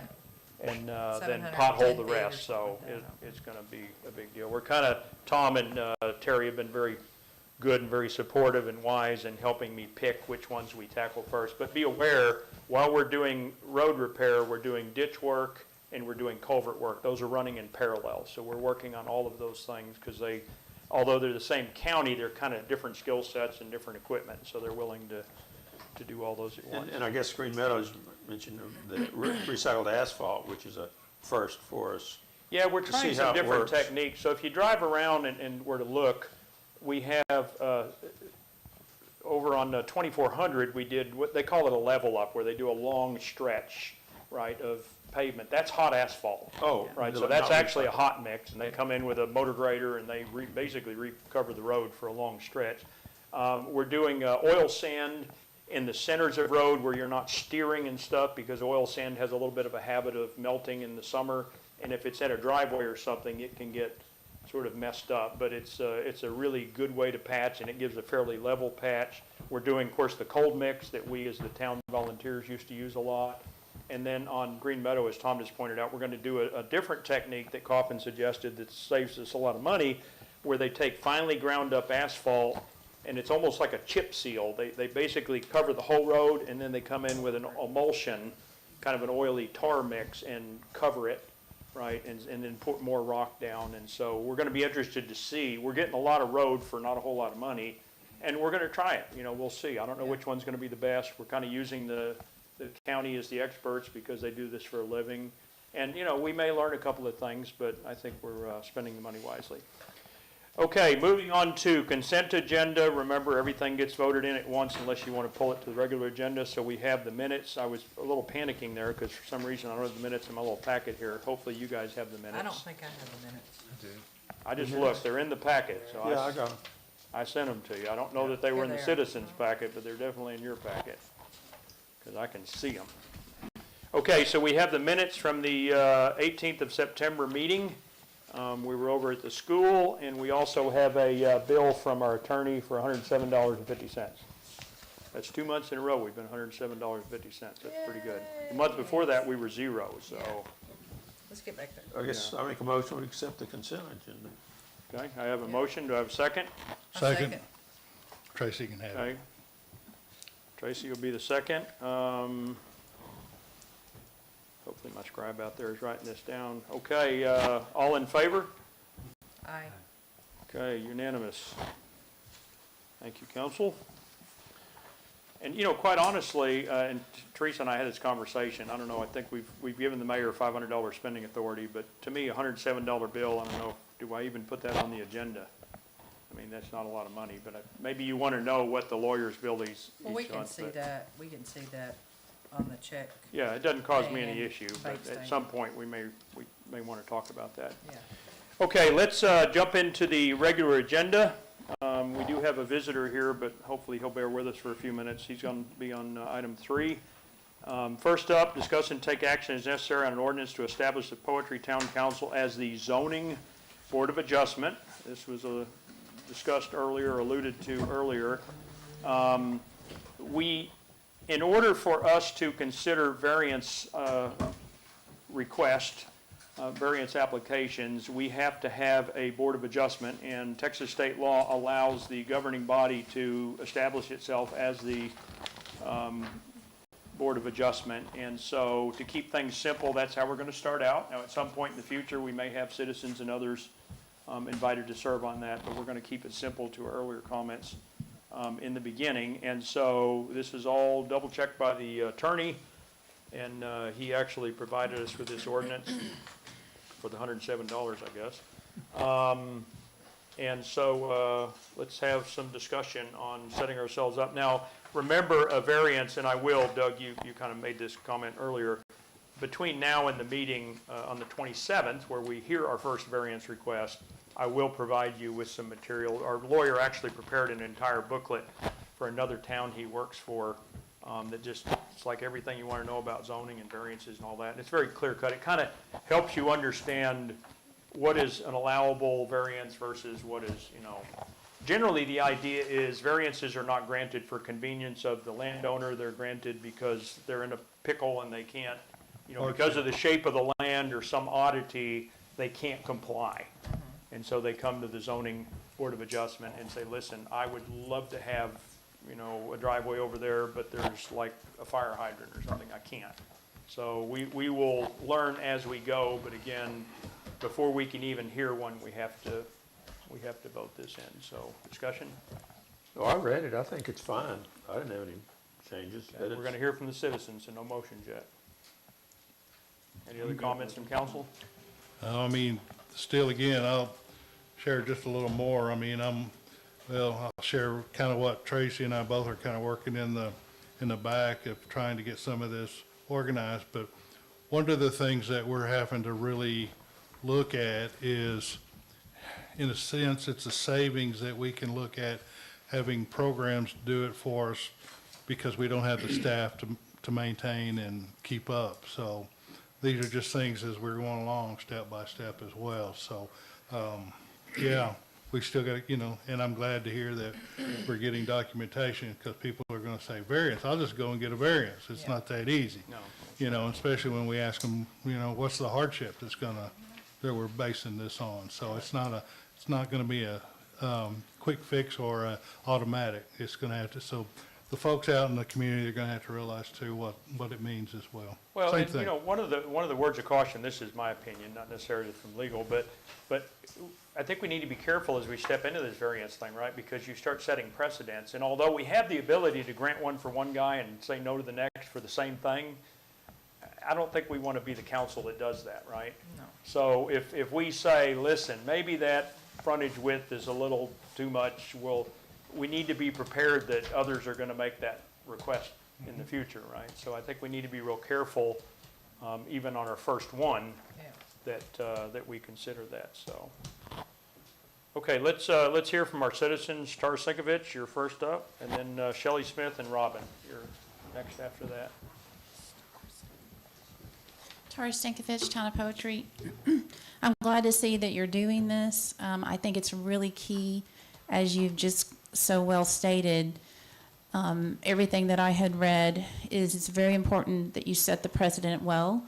And I think having the council be this board is really key because you are keyed into the attorney. You're well-read. You're going to, be studying on the importance of the variances and what you can and cannot do legally. And I think that is really important, so I commend you. So I think that sounds good. Okay, Shelley Smith?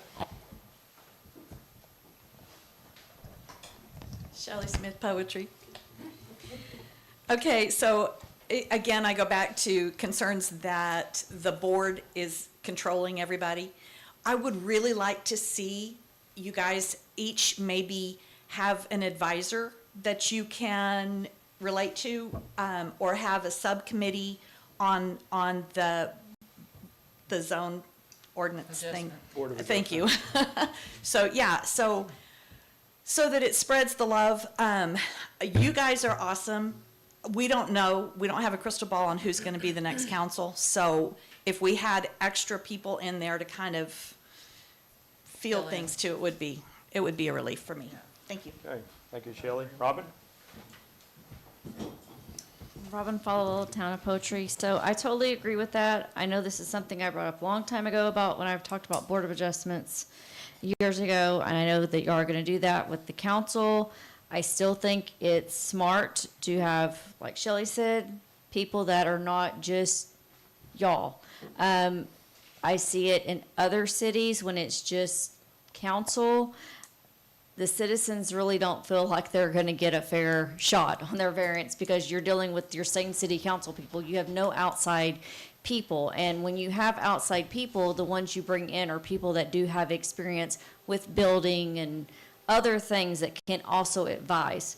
The other big thing is like Doug said, is these citizens I know don't know nothing about variances. They don't understand when you have to present your hardship, it's not because you want it. You know, you've got to present all of it. We need this because this, and this is now changed on our property, and we don't have the ability to do it without you granting it to it. It has to be a true hardship, and getting them to understand what that is going to be a very big challenge for y'all because nobody wants to be told what they can and can't do. But having additional members instead of just council is key on Board of Adjustments for the citizens to feel like they're honestly being heard and it's fair. So.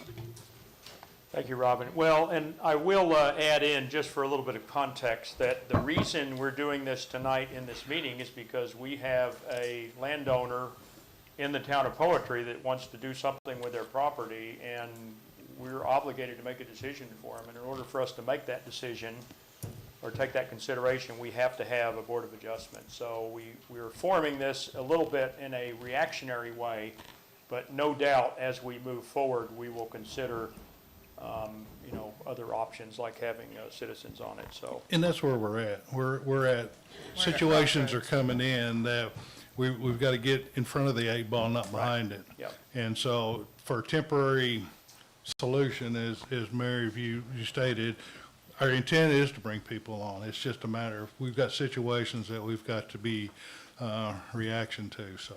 yep, strength in numbers, so I'm good with that, but not the first pass, because we've got a meeting in a week and a half, and we've got to make a decision, so, anyway.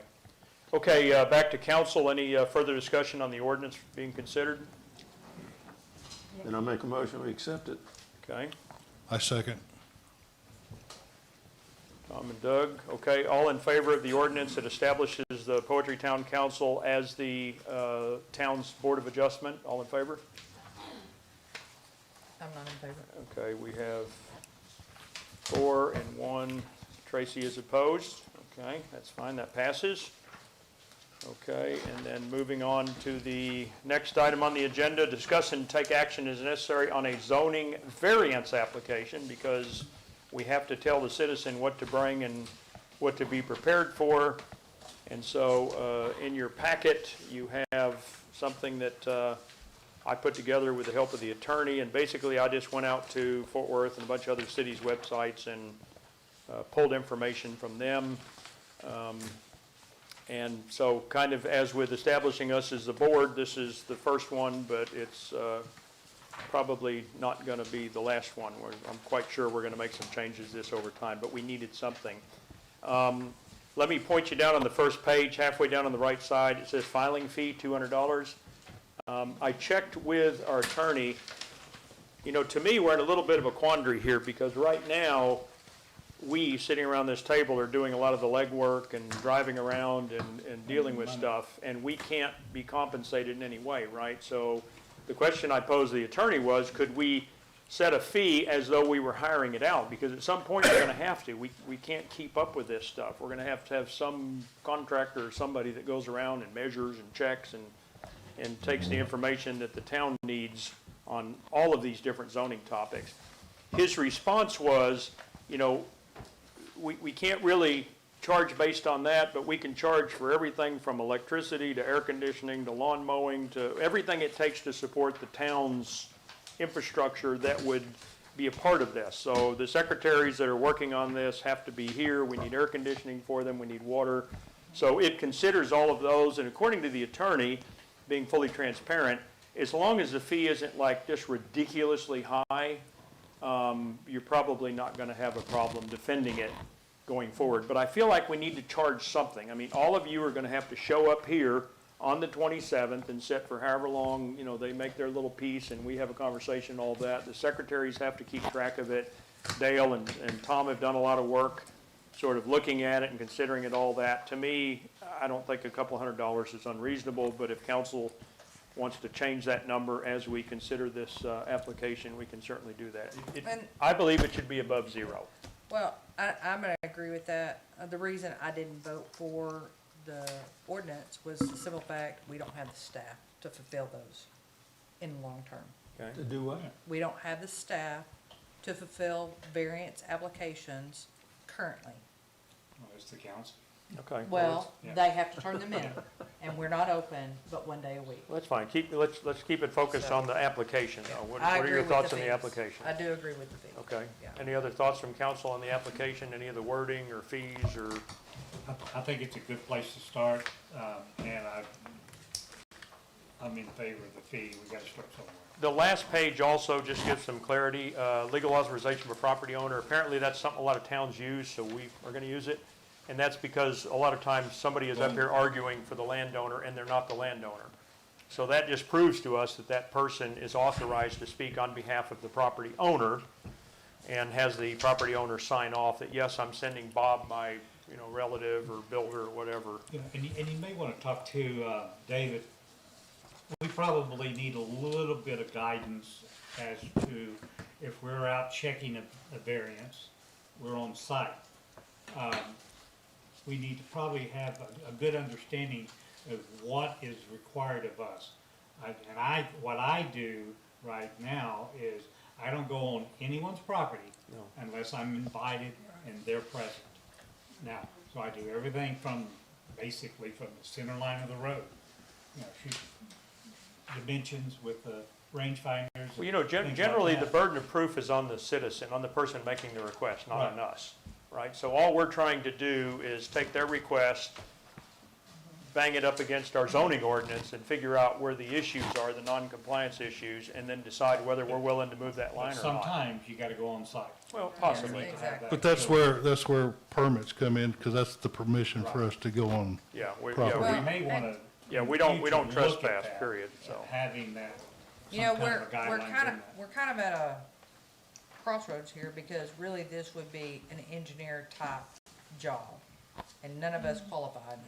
Well, so but I can poetry measure, right and now- if they say it's less than 150 feet, I mean, I can figure out whether, because we're getting surveys and plats and things, I mean, we have the data. I think the first one, we won't discuss it, but it's, you know, it's just math, it's Yeah. not complicated, it's not, But we do the research. I mean, I go pull plats. yes. Yeah. Pull surveys, pull, deed restrictions, all of that. We do the legwork.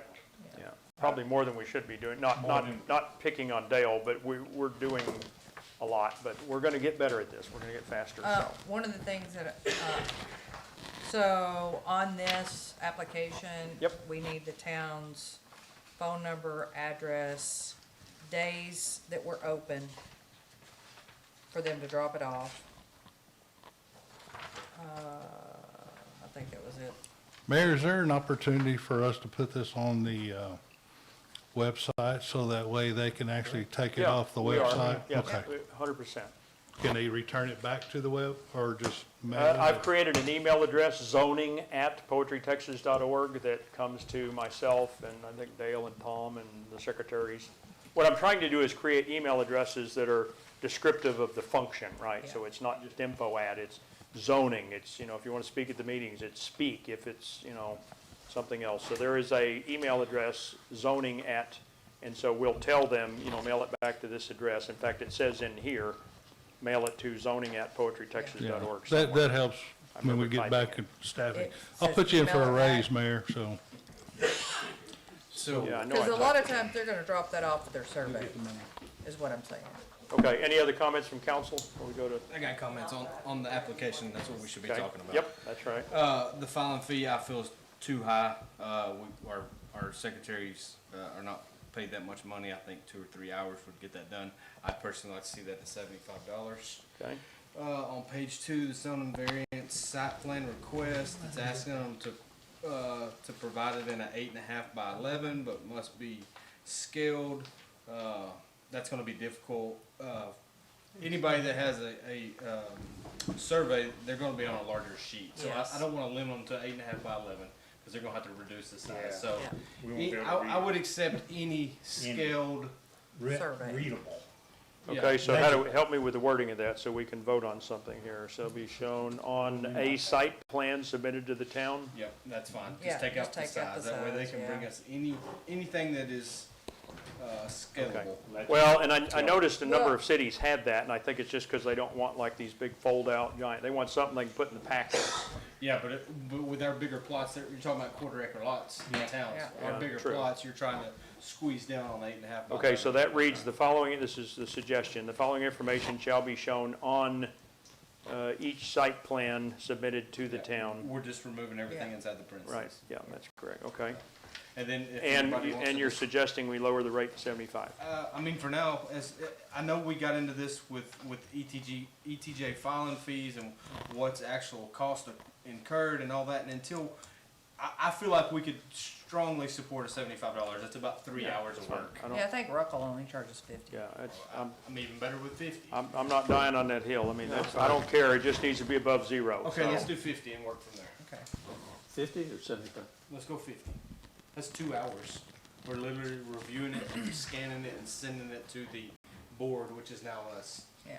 Okay, that's fine. and then filing it after the. I just, from the experience I've had, I would tend to wanna go a little more than 50, because, to be honest with you, the copies on some of this, I mean, you could spend, I've spent Well, 10, that's, 15 yeah, bucks, I don't, just copies, of documents, plus the fact you having to do the research. Well, I think until we We can't get be in, paid for our time, though. Yeah. No, that- I know it's not, but, Secretaries are not doing no, the I know, but research. yeah, if we have the fees, I think that the plan would be how to transfer some of that to the staff to going, getting those documents, and then we just turn around. I'm and willing review to it. cost the city a little money until we get some harder numbers instead of shooting Sure, high I guess, and yes. having to defend while we're high. I'm just saying Yeah. $50 is It's a too- little light based on what limited experience on 10 cases I've had. 75 make you feel better? 75 probably, fair enough. But we can also address, It's we can a also big address the fees on, during the budget cycle too. yeah. okay, so far I have, for the citizens to consider in your comments, we're gonna add the, phone number, address, stays open at the top. We're changing the fee to $75, and we're eliminating the requirement it be on 8.5 by 11 paper. Any other comments from council before we go to citizens? Hearing none, first up, Tara Sinkovich, Shelley Smith next, and Robin Followell after that. $75 sounds very reasonable.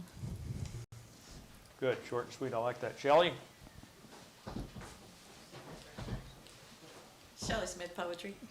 So are we expecting the secretaries are going to be working overtime to do this, or can they do this during their normal work hours? No, they'll do it during the expectation, I mean, at current workload, yes, but at some point in the future, possibly not. Because I'm like, well, why are we paying extra when their time is still the same? Good point. It's just, Well, Throwing okay. that out there. but it's just offset some of the hard cost. Well, yeah, Sometimes people call them administrative fees. yeah, I get the point, but I just, Yeah. it's gonna have to fit in what they're doing right now, and, Yeah. but I think, thankfully, it's not a huge workload, but point well made. Robin? Robin Follow Poetry Texas. I was gonna say 75 until y'all came up to that. I think that's a good starting point. And I'm glad to see that, we're getting things moving in the right direction. Thank you, Robin. Okay, council, with the amendments that I listed, $75 fee, eliminate the page size, put the phone number, address, and days open at the top as part of the amended application packet. Do I have a motion? Have a motion to accept with those Okay. modifications. Tom motion, second? Second. Dale seconds. All in favor? Okay, unanimous. Thank you, council. Okay, number 3, discuss and take action as necessary on the resolution to deny the Encore rate increase.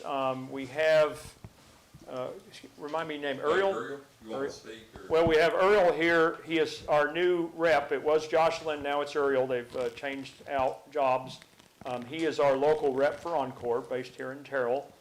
And he's there to help us with all kinds of things. But he called this afternoon, wanted to know if he was on the agenda. I told him he was. I warned him we were denying, but he still wanted to be here, so good for him. But I offered that, you know, if we had any questions for, theoretically, he knows more about Encore than most of us probably do. So do we want to give Uriel a chance to say anything, or do we just want to give him the bad news? He's here. Let's talk. I can introduce myself. Yeah, please. Yeah, by the way, they've offered to help us sponsor local events, so they have like money. Maybe Christmas tree lighting, volunteers, they can pitch in a little bit. So I guess a lot of the questions we get is why are we, coming up here and people denying it. So we are a regulated, Encore is regulated by the PUC here in Right. Texas. So we're filing a rate case. Now that, just because what we're asking for doesn't mean that's exactly what we're going to get. The PUC has to approve it. They're going to, whatever they decide, whether it's what we're asking they're going to go with, or they might go with a different number. We asked for y'all to deny it so you're on the same page with all the other cities. You don't want to go, say you go with this rate case and then everybody else has a lower rate case. You don't want to be that neighbor that has the higher bill at the end of the day. So it puts everybody together on one. So that's the reason for the denial and pushing it forward is that. So that's that. Y'all, if y'all have any more questions on that, I can answer. I guess I should have introduced myself first. Uriel De La Fuente. I've been with the company for about 12 years. Just started about 2 months ago out here out of the Terrell Service Center, and this is one of my cities that I have. I grew up in a small town as well, down there in Grand Saline, Van Zandt County. So I'm real familiar with the small populations, the communities, a lot of the problems that come with it and the benefits that come with it, pros and cons everywhere you go, but I love the small town. So anytime I can help y'all out with any questions y'all have, anything y'all need, that's what I'm here for. Jocelyn still has the majority of Rockwall County, so I'm sure you'll run into her. I heard you talking about being out there quite a bit. So she has Rockwall and I think Heath and a couple other communities that way. So how do we get funds from you for a special event? You just ask and they tell you Well, we yes or can no. talk later about other things, but we do like to participate in community events. I like to tell people we're not just a come and go company. We are here to stay. We've been partners with a lot of these communities, so we like to embed ourselves into these communities and participate, and people to see us not just as some company out there, but as a partner of the company. So if y'all do have any events or anything, we can talk. I make no promises, but I would like to hear about what y'all have going on in this community. So I'm excited. Good. Anything for me, and I'll leave some cards too. We appreciate you coming. Yes, I will leave some right here on the table. So they're gonna be calling you and emailing you about that. And that's what I'm here Hey, for. my powers. That's what I'm here for. Well, and one of the things that Jocelyn shared, and Uriel would too if he was here longer, is one of the things they like to do is community events where they'll bring their trucks Thanks, out. sir. And they'll bring their repair guys out, and they'll just kind of show the school kids or show the adults, here's how it works, here's how we work on electric poles and all Yes, that. we call it, we got a touch a truck, and then also we have an arc and demo trailer that we like to bring out, and if that's something you're interested, y'all more than happy to, or reach out to me. I can get that set up for y'all's community, and it's definitely a great educational department that we got going on. So it's a big hit. A lot of communities love it. We do it for fire departments, police departments, the schools, 4-H clubs. We do a lot of that for them, for the kids. just churches as well that like to bring, you know, that are heavily involved. It doesn't matter. We can go to anybody and bring it out to the community and kind of, it's for safety, as you know, that's the main point. We want everybody to be safe and be knowledgeable, so. Good. Well, and the other benefit I would point to of having a relationship with Jocelyn and now Uriel is, you know, we ran into a real-world issue been a number of months ago here on 986 right in front of the Poetry School. So poor Ann down there has been trying to improve the curb appeal of the school, right? Put in this little entranceway and all that. And here comes Encore, and they put these 3 massive transformers. I mean, you couldn't even see the school building for these big transformers. And of course, Ann lost her mind and started pitching a fit. Well, Jocelyn worked back with the Encore folks and said, come on, guys, can we just like move it down the street? Well, now it's in front of the church, so. Well, that stuff if I don't know if that's good or bad, but it's not in front of the school anymore, so. Careful what you ask for. Yeah, so thank you, Jocelyn, for, you know, I think these partnerships are important. I mean, we're buying electricity, these guys are out here fixing our stuff when it breaks, and, you know, we need to be partners, so Right. I appreciate you guys a lot. Absolutely. And interesting attitude, I want you to vote no. Well, you're in luck, because that's the way we're leaning. Well, it's whatever y'all want to vote for, but I'm here for any questions, Okay. you know, Thank if you, y'all have Earl. any for me. Just a clarification, you might, well, I'll mention it when I'm asking you, but Encore strictly just wires and poles. They're Yes, not sir. having We anything to we do have with nothing to do generation. with generation. We are not a provider. We're wires and poles only. You know, we You're the get- maintenance guys. Yes, that's right. Yeah, so my career, I started off as a lineman. I was a lineman, and then I was a crew foreman, so majority of my career was out in the field in operations, so. And, Got all now your I'm here. fingers and toes. Yeah, something. Okay. Okay, well, I don't have anything like that on me. Darn it. Well, and thank you, Uriel. We appreciate the introduction and all. And you will hear more from us because we have all kinds of activities and we Yes, might, sir. That's what we're here for. we might talk to you about those. I would remind council and the citizens that, I don't know, 3 or 4 months ago on one of the meeting agendas, we had an item to join with the other cities in Texas in this steering committee, right? So we are a member of this steering committee. And so the information you have in the packet, both the resolution, and then I gave you some backup on a sheet that the steering committee came out and said, here's why we're doing this, right? This is why we've taken the position.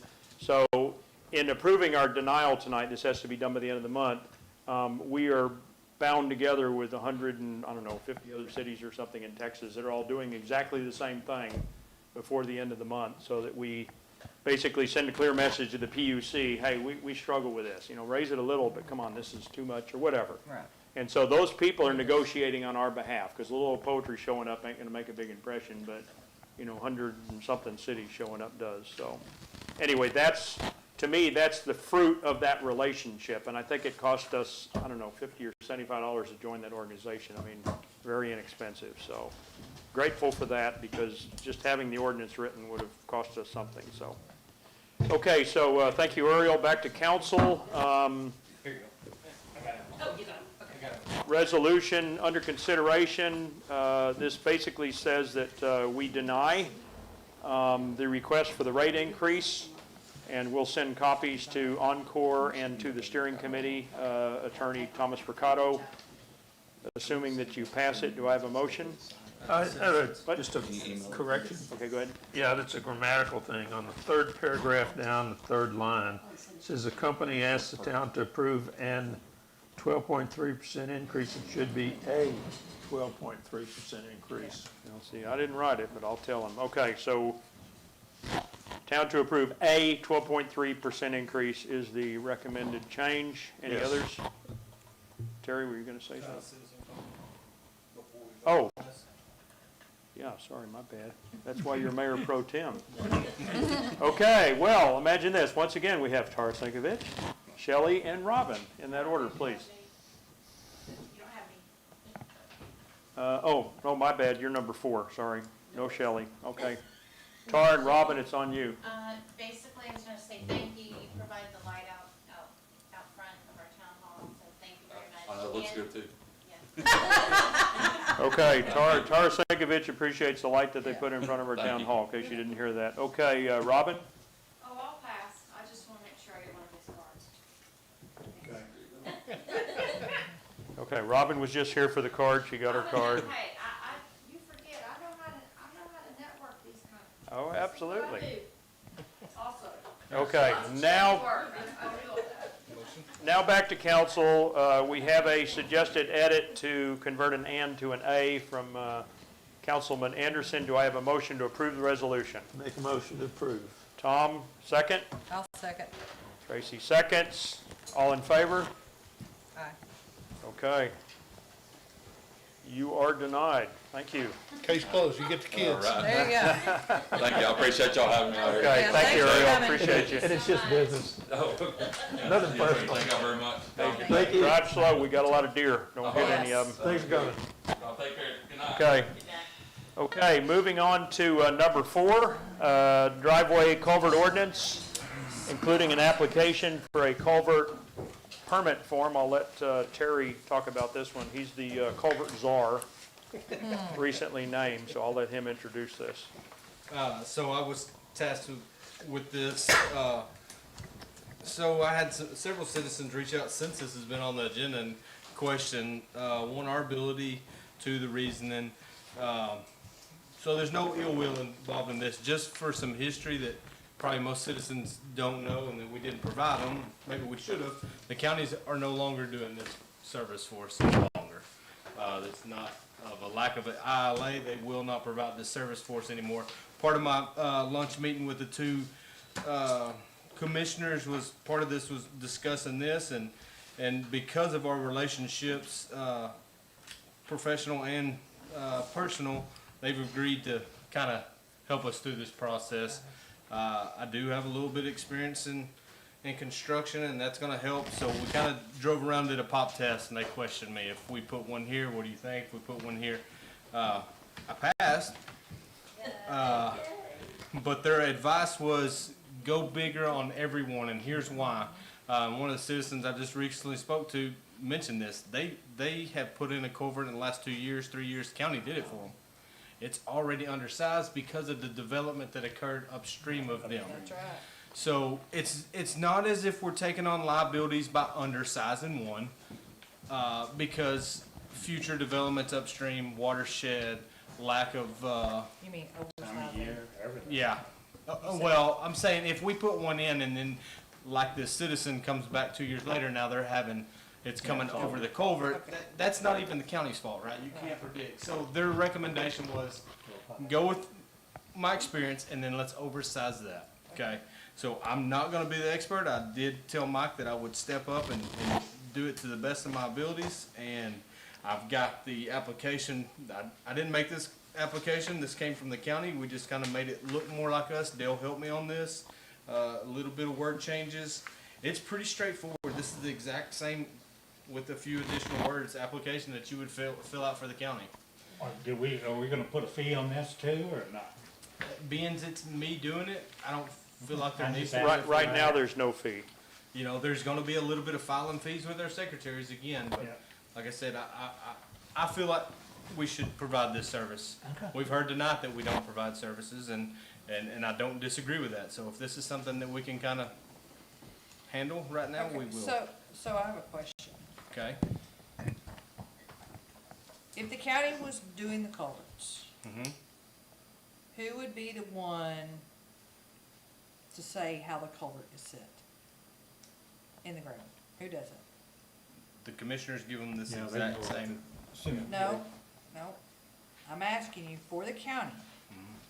If they were if the county saw a need for a culvert, who tells them this is what you need, this is how high, this is how deep, this is how wide? Who does it? I guess I need you to clarify. Is this a citizen who's wanting to put in a driveway off of a county road? Because that's what this is. Yes. Who does what? So, Who decides all that? who gives the measurements, the dimension, the length, the type of material that goes on top of it? Who does that for the county? Someone in the commissioner's office. Yeah, one of So, the, the engineer, the county No. engineer. it's not an No. engineer, no, it's just a worker. No, it is not. But they have specs, and there are even some that have like a picture that show how many inches of rock and how much dirt, And I think even in here, it talks about, it's got to be sloped, and it's got to be in the center of the ditch, it's got to be below grade slightly, heading in the direction that it's draining. I mean, but it's not done by professional engineers. It's done by county workers that have been doing this and just know. Yeah, so my next question is, the citizen's gonna be installing this, correct? They're gonna Yes, have their contractor. They're gonna have power to get done. Okay, so do they, like the variance, we have a survey or we have an architect draw the thing, shows us what the depth and dimensions that they think it is. How do we get from, here's what we require, you put it in, and then He inspects. you inspect? Well, That's how it it works. starts with them putting stakes where they want the driveway. Then they make the application. We go out, look at the stakes and agree that they're center of ditch in a reasonable location, and we tell them what size. Now, I can tell you, Hunt County, for example, their minimum is 15 inch and 30 feet long. And if they don't see a need for bigger or smaller, that's 15 inch, 30 feet. I mean, that's a long culvert. Again, this is gonna evolve a little. This is another one where we have a citizen right now trying to put in a driveway. Sure. And they wanna know what to do. They wanna do it right, but, and we just don't have a good answer. So, this is probably, we will tweak this as time goes on, but we can't let them just go down to Home Depot and buy a piece of 4-inch plastic pipe and flood their neighbors, because they didn't we gotta tell them something, right? So, they're gonna pay for it. Terry's gonna go out, look at their stakes and say, yep, that's a good spot. Make sure you bury it 4 inches below grade, make sure it's got a little bit of a slope to it, cover it according to what the load on top is gonna be, because these aren't city roads, these are theirs. If they wanna crush their pipe, they can crush their pipe, that's on them. Okay. After they replace it a few times, they'll stop doing it, but we're just basically gonna protect the drainage. We're gonna protect the neighbors around them Sure. from being flooded. And that's what this is about. It's just providing very basic guidance, and it's not a PE stamped, it's not an architectural, it's like, that's the bottom of the ditch, because in some cases, we may need to go in and work the ditch a little bit before they put the culvert in, because we're like, wait a minute, your ditch isn't even a ditch. Let me get the county in here, we'll clean it up, and then I'll come back and tell you. So I wanna go back to the fee thing for a second. So, very soon, we're gonna have subdivisions coming in here, and we're not gonna charge a fee for this type of work. Well, tonight we're the not. Well, the thing about it is moving forward, at some point, if we remember in time and we're not behind the 8 ball again, we'll wanna charge for this. Well, and possibly we will have someone contracted to go do this work, because the council we're not gonna be able to scale to keep up with this stuff. We're gonna have some just-in-time contracting company that we rent, and at that time, we will adjust our fee. We can change the fee every We don't meeting. even have a fee, is what I'm saying. Well, right. Right. Well, we do, it's 0, but we can change it Okay, anytime we want. okay. Just, I mean, I don't even know what that looks like. So- Most cities that I looked at in putting this together do not charge a fee. They just want to know what's going on and give you good direction. That's all they want. They're just trying to protect the, The only thing I want to make sure is the citizen, because a lot of times what happens when you're not charging fees, contractor puts it into their quote for fee, well, we can't. and so it just goes back. I mean, I know that's the way the world turns. I'm just saying. it's going to be on our eventually- website, so they can come look for Yeah. themselves and realize they're being ripped So, off. I mean, that's I not. do have a question for Terry, that some of the culverts in the driveways will be connecting to Poetry Streets or county. So who's gonna be doing the connections? You know what I'm talking about? So if you dead end before you get to the road by what, 18, 24 inches? Well, you're talking Yeah, the about number transition. 5, Yeah, the transitioning. concrete driveways must stop 12 inches Well, before a Tim, county That's road. different. Concrete Yeah, is it's different. We don't, they will be responsible for cold mix asphalt that you can buy Okay. at Home Depot. tie We don't in. want them cutting our roads. No, that's right. Now, when we do TxDOT work and stuff, we do cut roads. They require us to cut roads. But then they're also giving you specs on the concrete that has to touch the road and all that. We don't want them cutting our roads. Yeah, and If it touches the state, will the state have to come out and? Yeah. That's a whole nother inspection. Okay. We we will not deal with that application. right. That is a test document. Yeah, I just want to make sure on the transitioning where we, But Well, something because to, the state requires the ramped ends and all that for Safety safety, I and mean, we can't. scale caps. and- something we make, because we are relying on citizens, something, just a suggestion, and kind of to address what you're saying, if we were to attach an exhibit to the application. That's what I I'm talking I about. found this in Collin County, in their culvert, and all it does is kind of tell you the do's and don'ts when you're trying to do that lineup. That's all it really is. And, but maybe something like this, I'm sure our engineers could create something more to our liking fairly easily, and with thanks to the budget, we've stuck a little money in there for little one-off projects. Yeah. Just thought. Well, and I don't know that it requires our engineers. I mean, if we Well, want I mean, to attach only this engineers as just part of because the they have document, Software to do the drawing, yeah. I mean, this is We're not pretty asking- straightforward. It's like, don't yeah. put it too high, don't put it too low, don't Yeah. put it. One of the other things I would like to see, and Mike and I have talked about this, is, so for instance, on the, ordinance, it doesn't have the specifications. Do you not think we need that on the ordinance? It is, Where? it's on the application. It's on the application, but this is totally separate The from the application ordinance. can be changed. Yeah, the application is gonna be more specific. The ordinance just governs the conduct. It doesn't govern the specifics. Now, Well, when but you, you're requiring that the culvert length be no less than 30 feet, no more than 60 feet. Right? So wouldn't we want that on our ordinance? No, I no, don't because think it's so. I think- also, just so you'll know, it's also in the zoning. Right. Section exactly. 18, which is what we probably, Well, one of these see is gonna have to section- be changed. Yeah, 'Cause see we have section 18. in Ordinance the says planning one zone. thing, our culvert says another. I mean, the ordinance basically establishes that as a town, we have the right to govern this, right? So Right. we have the right, and we also have the right to enforce it. Right. With But do we fees and want two different penalties. standards in two different documents. Where is it in 18. here? Like, Section 18 Wait, in oh, the ordinance. Our max on a residential driveway is 20 feet. This says 30. yeah. well, it says the A pipe will driveway be and a 30. culvert's different things. Well, Right. it says. The culvert well, needs to culvert. stick out. I know. That's So only 5 feet, minimum that's not a width, lot. I don't think the, Not to exceed 20 feet in width. The Driveway drivable surface. It says residential driveway shall not Well, then exceed we a need to maximum clarify. of 20 feet in width. then we need to clarify that that's Yeah. road service. Well, I thought that's what the driveway was. Well, I'm asking, I And mean, it says is, shared access is different. but somebody's gonna read that and Different. say 20 feet, are Right. they, see what I'm saying? I don't know, I think we're getting way into the weeds Well, we here. are, true, but We got nothing. we're talking. We got people trying to build driveways, It's out for so. discussion. Yeah, it's And- fair.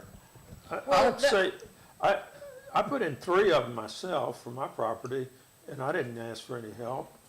I'm against the town taking on the liability I agree with that. that when we say this is what you gotta do, if something goes But wrong we and have there's an to, 'cause the accident, county You did won't. it's those back 3 on a us. private road, you did not do them on a county road. Yeah. You did them on a private road. County roads, they will come rip your culvert. Yeah, they out. rip it out and Well- throw it back by the fence.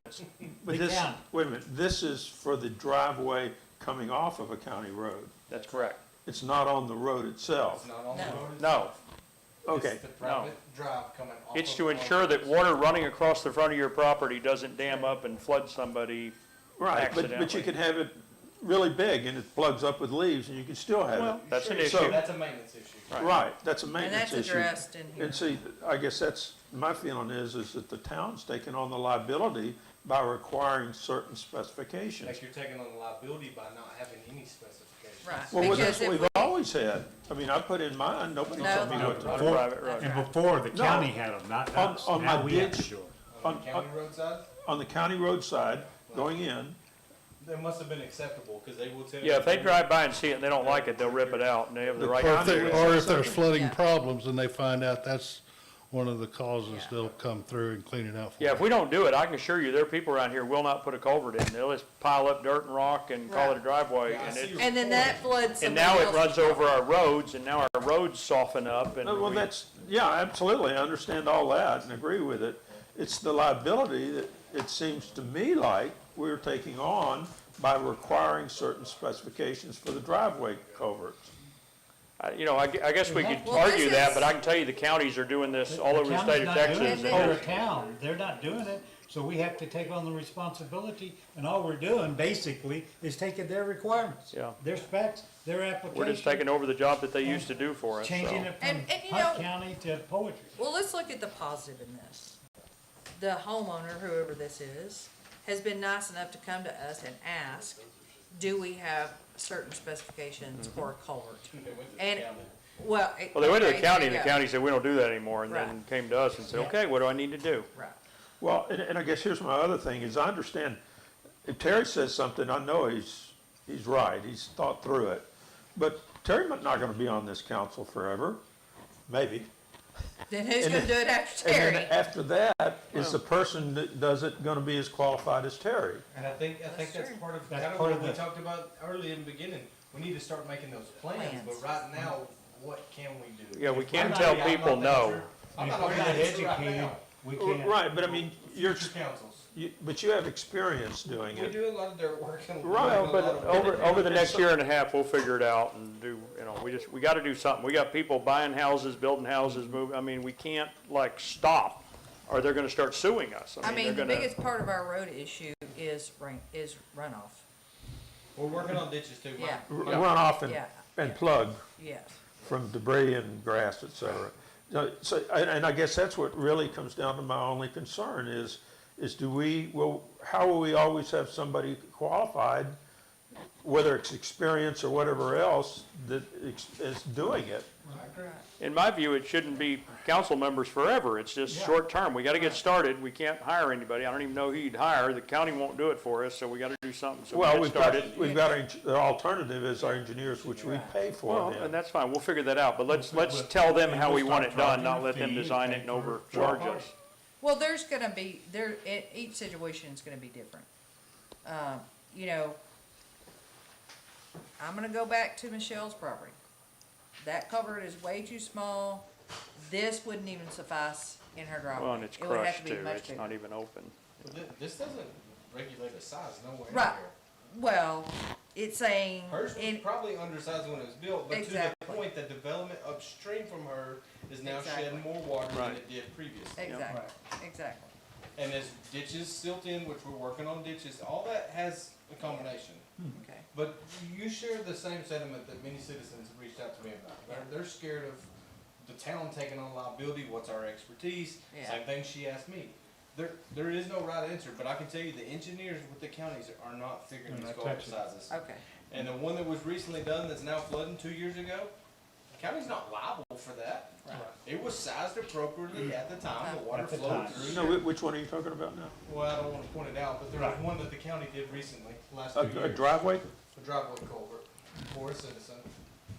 This is all new that they're not doing this any longer. Right, but I mean, Tracy pointed out, really, it's the runoff coming down. Yeah, It's just, in an emergency, right, not a peak flood. yeah. That's the real critical thing. For most Yeah, a flood event. times, small rains, well, everything will work. And Tom, if they didn't have a culvert, it would just continue to wash out their driveway anyway. And tear up our And, road too. and spill over onto the county roads. Right. So, and that I understand completely. Yeah. It's, my only concern is, okay, over the long term, we need to have somebody I that agree we with that. are confident is, and I'm confident Terry will know what to do, but I'm not confident They that looked at it.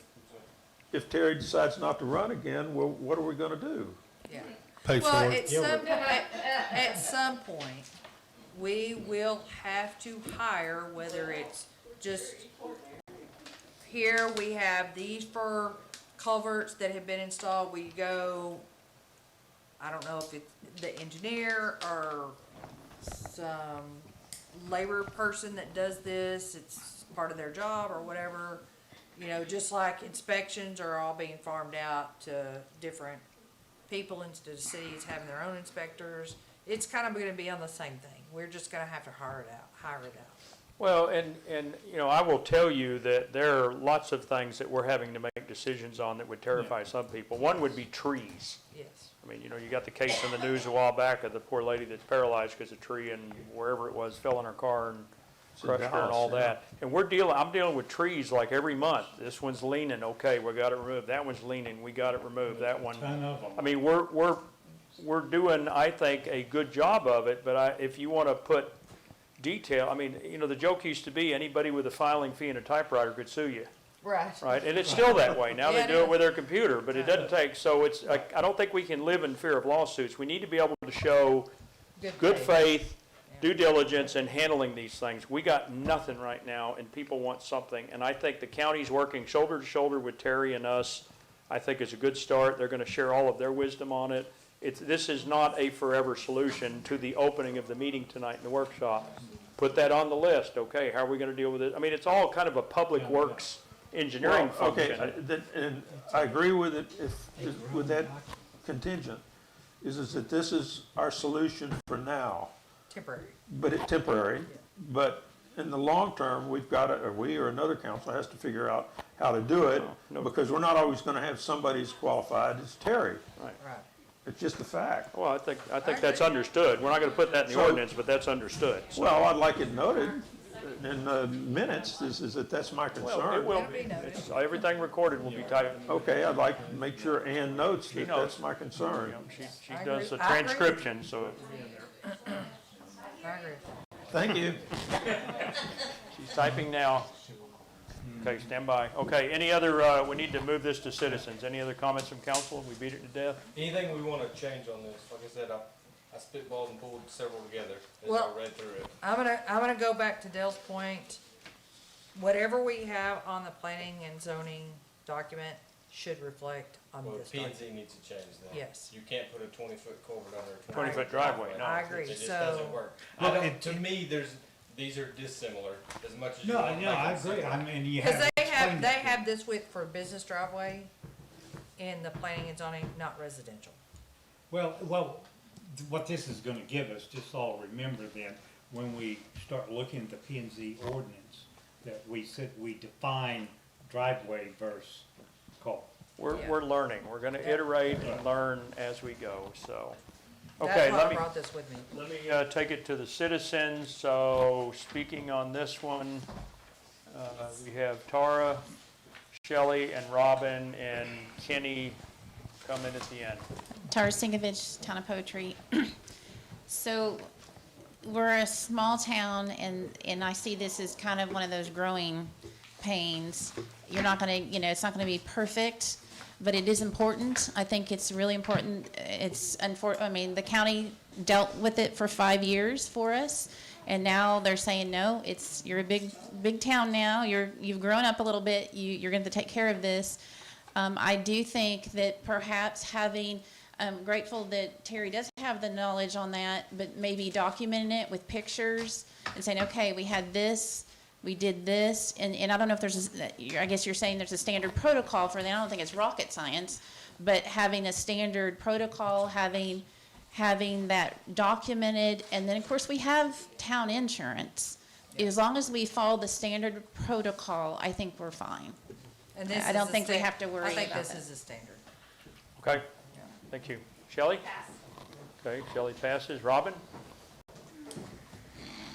What the hell? I'm laughing. Robin Poetry. Okay, so yes, I think it's wonderful that Terry's doing what he's doing. I think though, like y'all were just talking about, that like if somebody else has to do it in time, you're definitely gonna need a fee.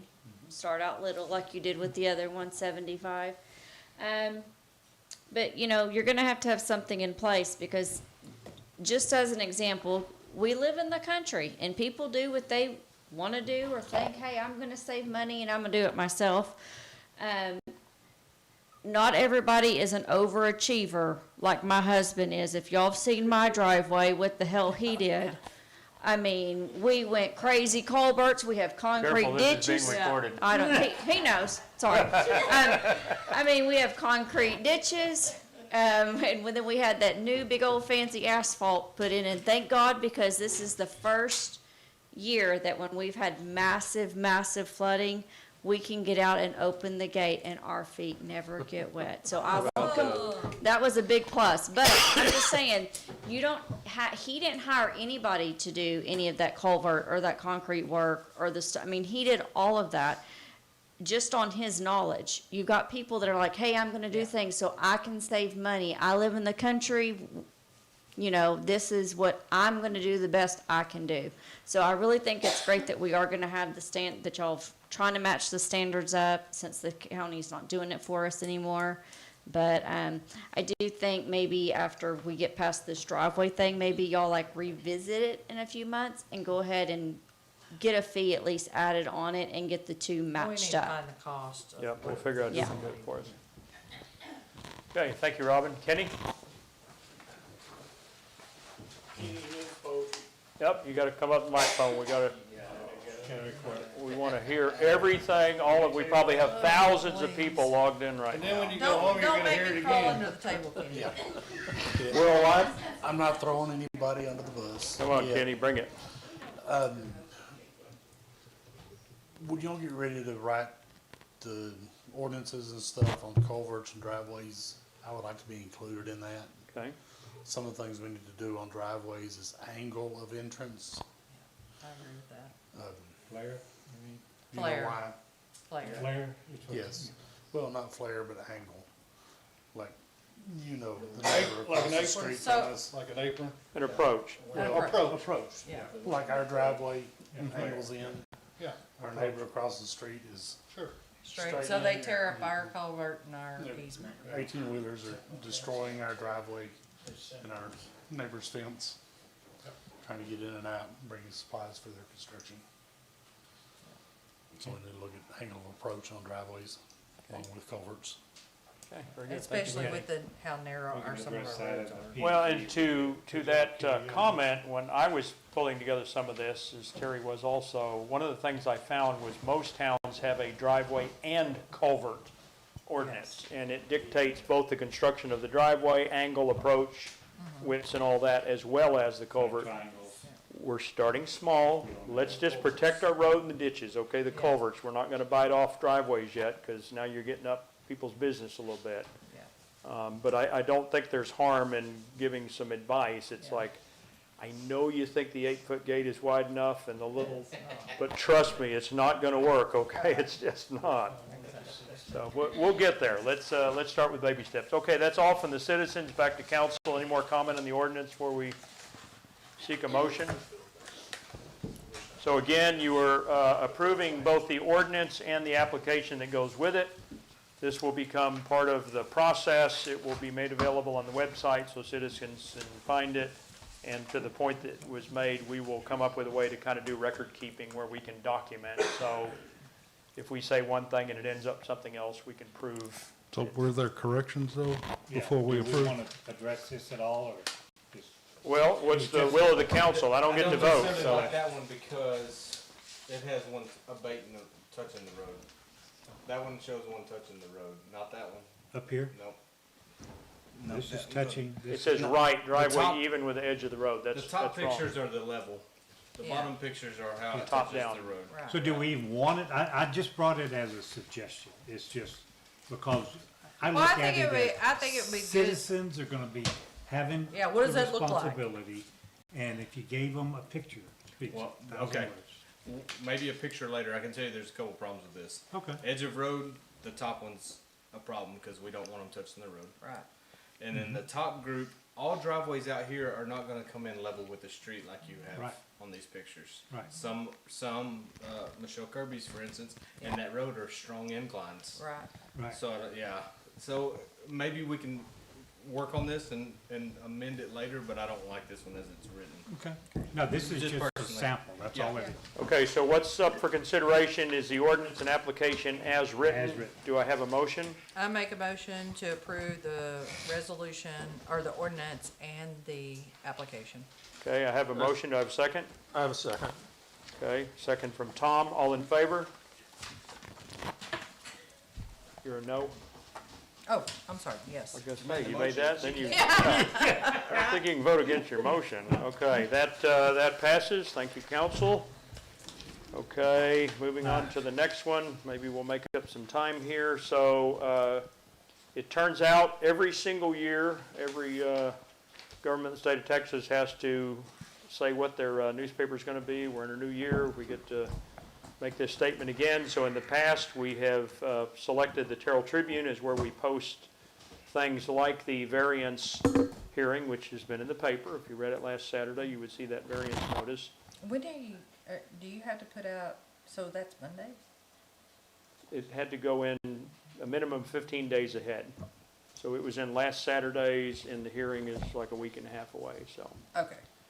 We're gonna We'll put, get an agenda. yeah, we're gonna put multiple things in the paper this year, Okay. but we need to pick the paper. So, way back when, we talked about Greenville here, well, our home office is based in Kaufman County, so we need a Kaufman County newspaper. So, what is up for discussion and consideration is just continuing with the Terrell Tribune as our official newspaper, Is there an alternative? period. No. No. Really?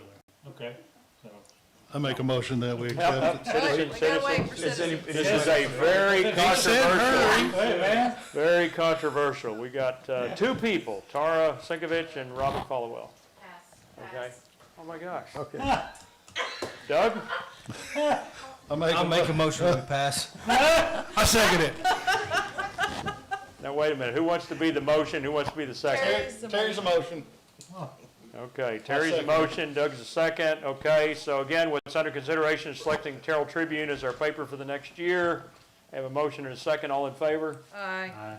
Okay, thank you for giving us some time back there. Just trying to speed it up. Okay, and here's the easy one. Hopefully I've worn you down. Discuss and take action. This is item 6. On approving additional funds, $12,000 to be placed in escrow with Hunt County to replace under-road drainage culverts in 3 different locations. And I give you the information here in the little italics. So we've got 2 36-inchers on 2554, 2454. Those were completed the other day. That was part of the project. We've got 3 30-inch that are being replaced by 2 36s under 2440. Another one where the road is collapsing. I mean, there's a noticeable drop in the road. And then a single 24-inch on 2466. All of them are rusted out, they're collapsing. I mean, there's no doubt they have to be replaced. The county, if you want the breakdown, I didn't include it in your kit, but basically, they've quoted us 2 loads of asphalt across all 3 projects. That's to recover the road after they let it settle for a little bit. $900 for rock, that's several dump truck loads of rock. 4 36-inch culverts, because you got 2 different projects that need them, that's $5,040. They're charging us their cost for the culvert, so no markup.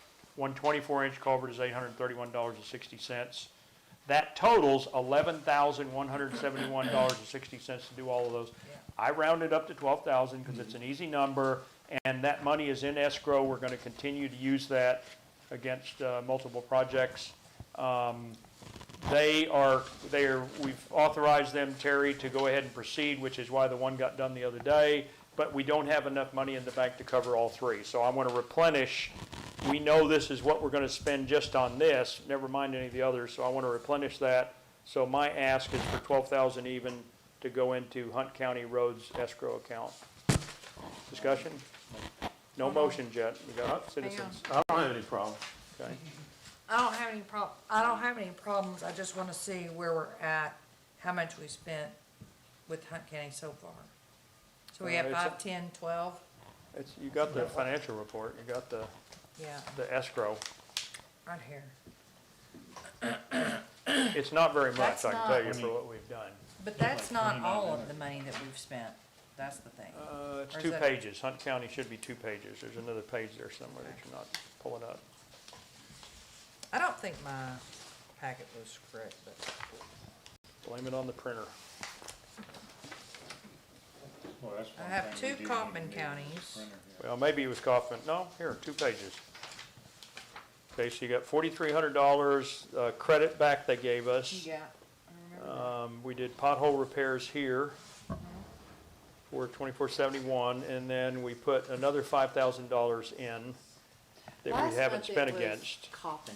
Kaufman, we Okay, put, that's the 10,000.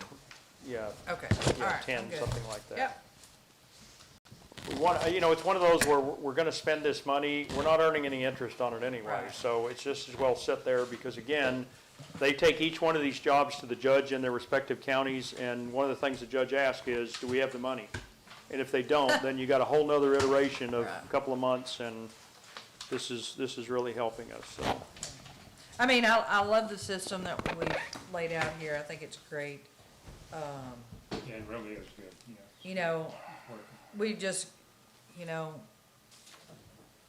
that $103,000, we just gotta, keep Well, an eye on. I can tell you, and others that have sat in my chair can tell you, people will wear you out on roads. Oh, yeah.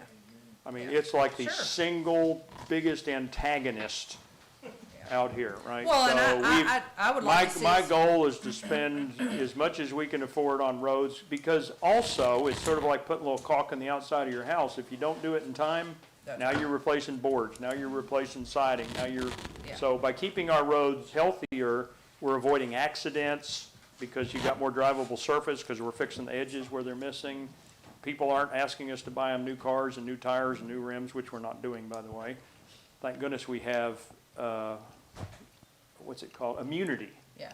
In the state of Texas, we have immunity. Well, so- plus, we've had this drought, which is making it easier for road construction. Yeah. In the warm weather, making it easier for the asphalt. So Yeah, I'm in favor of doing it ASAP. We're taking advantage I of the agree. the All, happy season. all cities have problems with roads, that's just, comes with the territory. Yep, so, We might wanna consider taking that road fund money and splitting it between, like, this time of the year, when we don't have rain and stuff like that. We're kind of much already doing that, spending the bulk of our money. well, what I'm working, my strategy right now, and I'm working with Tom and Terry as promised on, because they're helping me make the decision on what we do next, is let's get them sort of put back together. We're not repaving anything yet, but at some point, I want to do as we did last year, come from a bigger chunk and start doing some level ups, because some of the roads like 2400 are just, boy, hang on tight. Yeah. We have patched them to the point that they're not even smooth anymore. Yeah. We just need to go in and level them up a little bit. That will be more of the capital stuff Yeah. we'll do later. Right now, we're just trying to keep roads drivable. Let me, and this might be a silly question, I just wanna ask this question because I know some about roads, I don't know enough. Is it possible to get, like, rent a roller, like on my road? Because when they threw the asphalt out the other day, it's rough. I mean, is there any way that we could rent a roller and just go up and down the road to make it smoother? I don't, with oil sand, you have a little bit of a chance. I mean, it'll move a little bit. With the hot and the cold stuff, no. Once Okay. it sets, and that's it. So, it's not perfect. If you see the guys out there, especially the Hunt County guys, I mean, it's one guy driving, one guy hanging on the It is, yeah. tailgate, and he's throwing it out, and their roller is the truck. So on the Yep. way back, they do this, and they just go all over the road trying to smash it down, doing their best. But, it's not a perfect process, but I will remind us, all we're paying for is the asphalt, and Right. we are buying it at their price. I And mean, that is a heck of a deal, It is. a heck of a deal. It's much, So they're a little bumpy, much but improved. maybe that's our growth I'd limitation rather have a strategy. bump I than a don't hole, know. how's that? Yeah. Yeah. Okay, before we go to a vote, let's see, Tarasenkovich, Shelley, you're out, and Robin, you want to comment? Pass, okay. Okay, council, so the ask by the mayor is for $12,000 to cover these 3 under-road culvert make a projects. motion, we accept. Okay, motion by Tom. Second. Terry. Okay, all in favor? Aye. Okay, unanimous, okay. Thank you, council. I think we found the end of the agenda, didn't we? Got Yeah. public comments. Let's see, all 3 of our contestants tonight want to make comments. Okay. Tarasenkovich, you're first, followed by Shelley, and Robin will bring us home. Tara Sinkovich, Town of Poetry. One, I had someone requesting, one asking about the fall cleanup day. I know that's one of the freebies that a lot of people do love.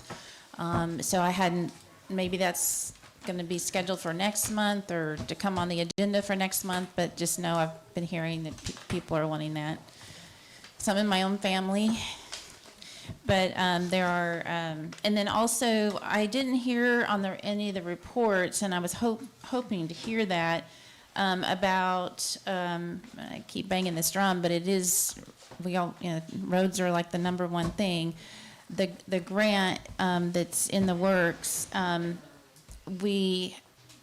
as far as I understand, we have to have that grant administrator, as the council has to have vote on that by next month to get that going. That's Mark Taylor, what he said, you have to hit the ground running in December. And of course, I know that you've been working, I think you've been working with him, but so he had told me earlier that, it's better, earlier is better. Choose them earlier.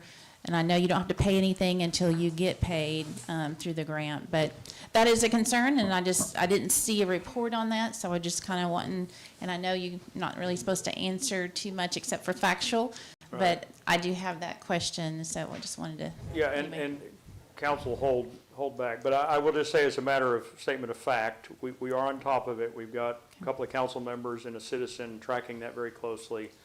And Good to hear. we're doing everything we're supposed to do. We haven't missed any deadlines, we haven't missed any opportunities, so. All right. You got Leave it at that. clarification. Yeah, if you could give a report on that maybe next time or whatever, that would be really helpful. Thank you. Okay. Shelley? Robin? You're all that stands between us and home. I know. I'm pressure. sorry. Robin Follow Poetry. So I just wanted to say thank y'all so much for fixing my part of the road that was missed back in, yes. It is absolutely amazing. But you So, get the fee. hey, Bart will gladly pay it. He was just over the moon. So thank y'all so much. Every time I turn that corner and I see it, my heart just smiles because I'm like, my car's not going to be short You to got death. one of the smoothest pieces I of pavement have the in most poetry. beautiful piece. I know, and I'm very proud. It matches my driveway now. It just goes perfect with it. So thank y'all so much. I know that was such a process to finally get it back on the books. And the only other thing I know that Mike mentioned it at the beginning, and I just want to mention it again, is that I hope the whole community comes out and participates when they do the Poetry Farm Market again. That was such a huge success. Everybody just enjoyed, like when they were in the courtyard, people were in there just talking to people they didn't even know and just getting to know the community. And it just was really, inspirational to see all of that. I hope, I'm talked with Haley, but I don't think if we're going to do it or get it done this time, but I'm hoping maybe in the spring that we can do No, there's one in December. There's one. I know, but I don't think we can do it for this one. I'm hoping for one in the spring to do antique cars or bring your antique tractors and to where the kids can see all of Not that. that old, I mean, come on. The antique tractor thing's this weekend. Well, I'm just saying we could make it more of where the community can bring Yep. their things and make it where it's involved and do a bounce house or something for the kids. I think that would be really neat for us to just have more community stuff to pull it in with the Poetry Farm Market. So I thought that was really good to actually see all the community come out and participate. So,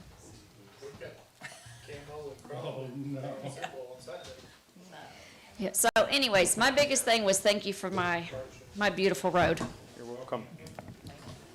Okay, meeting adjourned, 9:07, and Turn your mics off.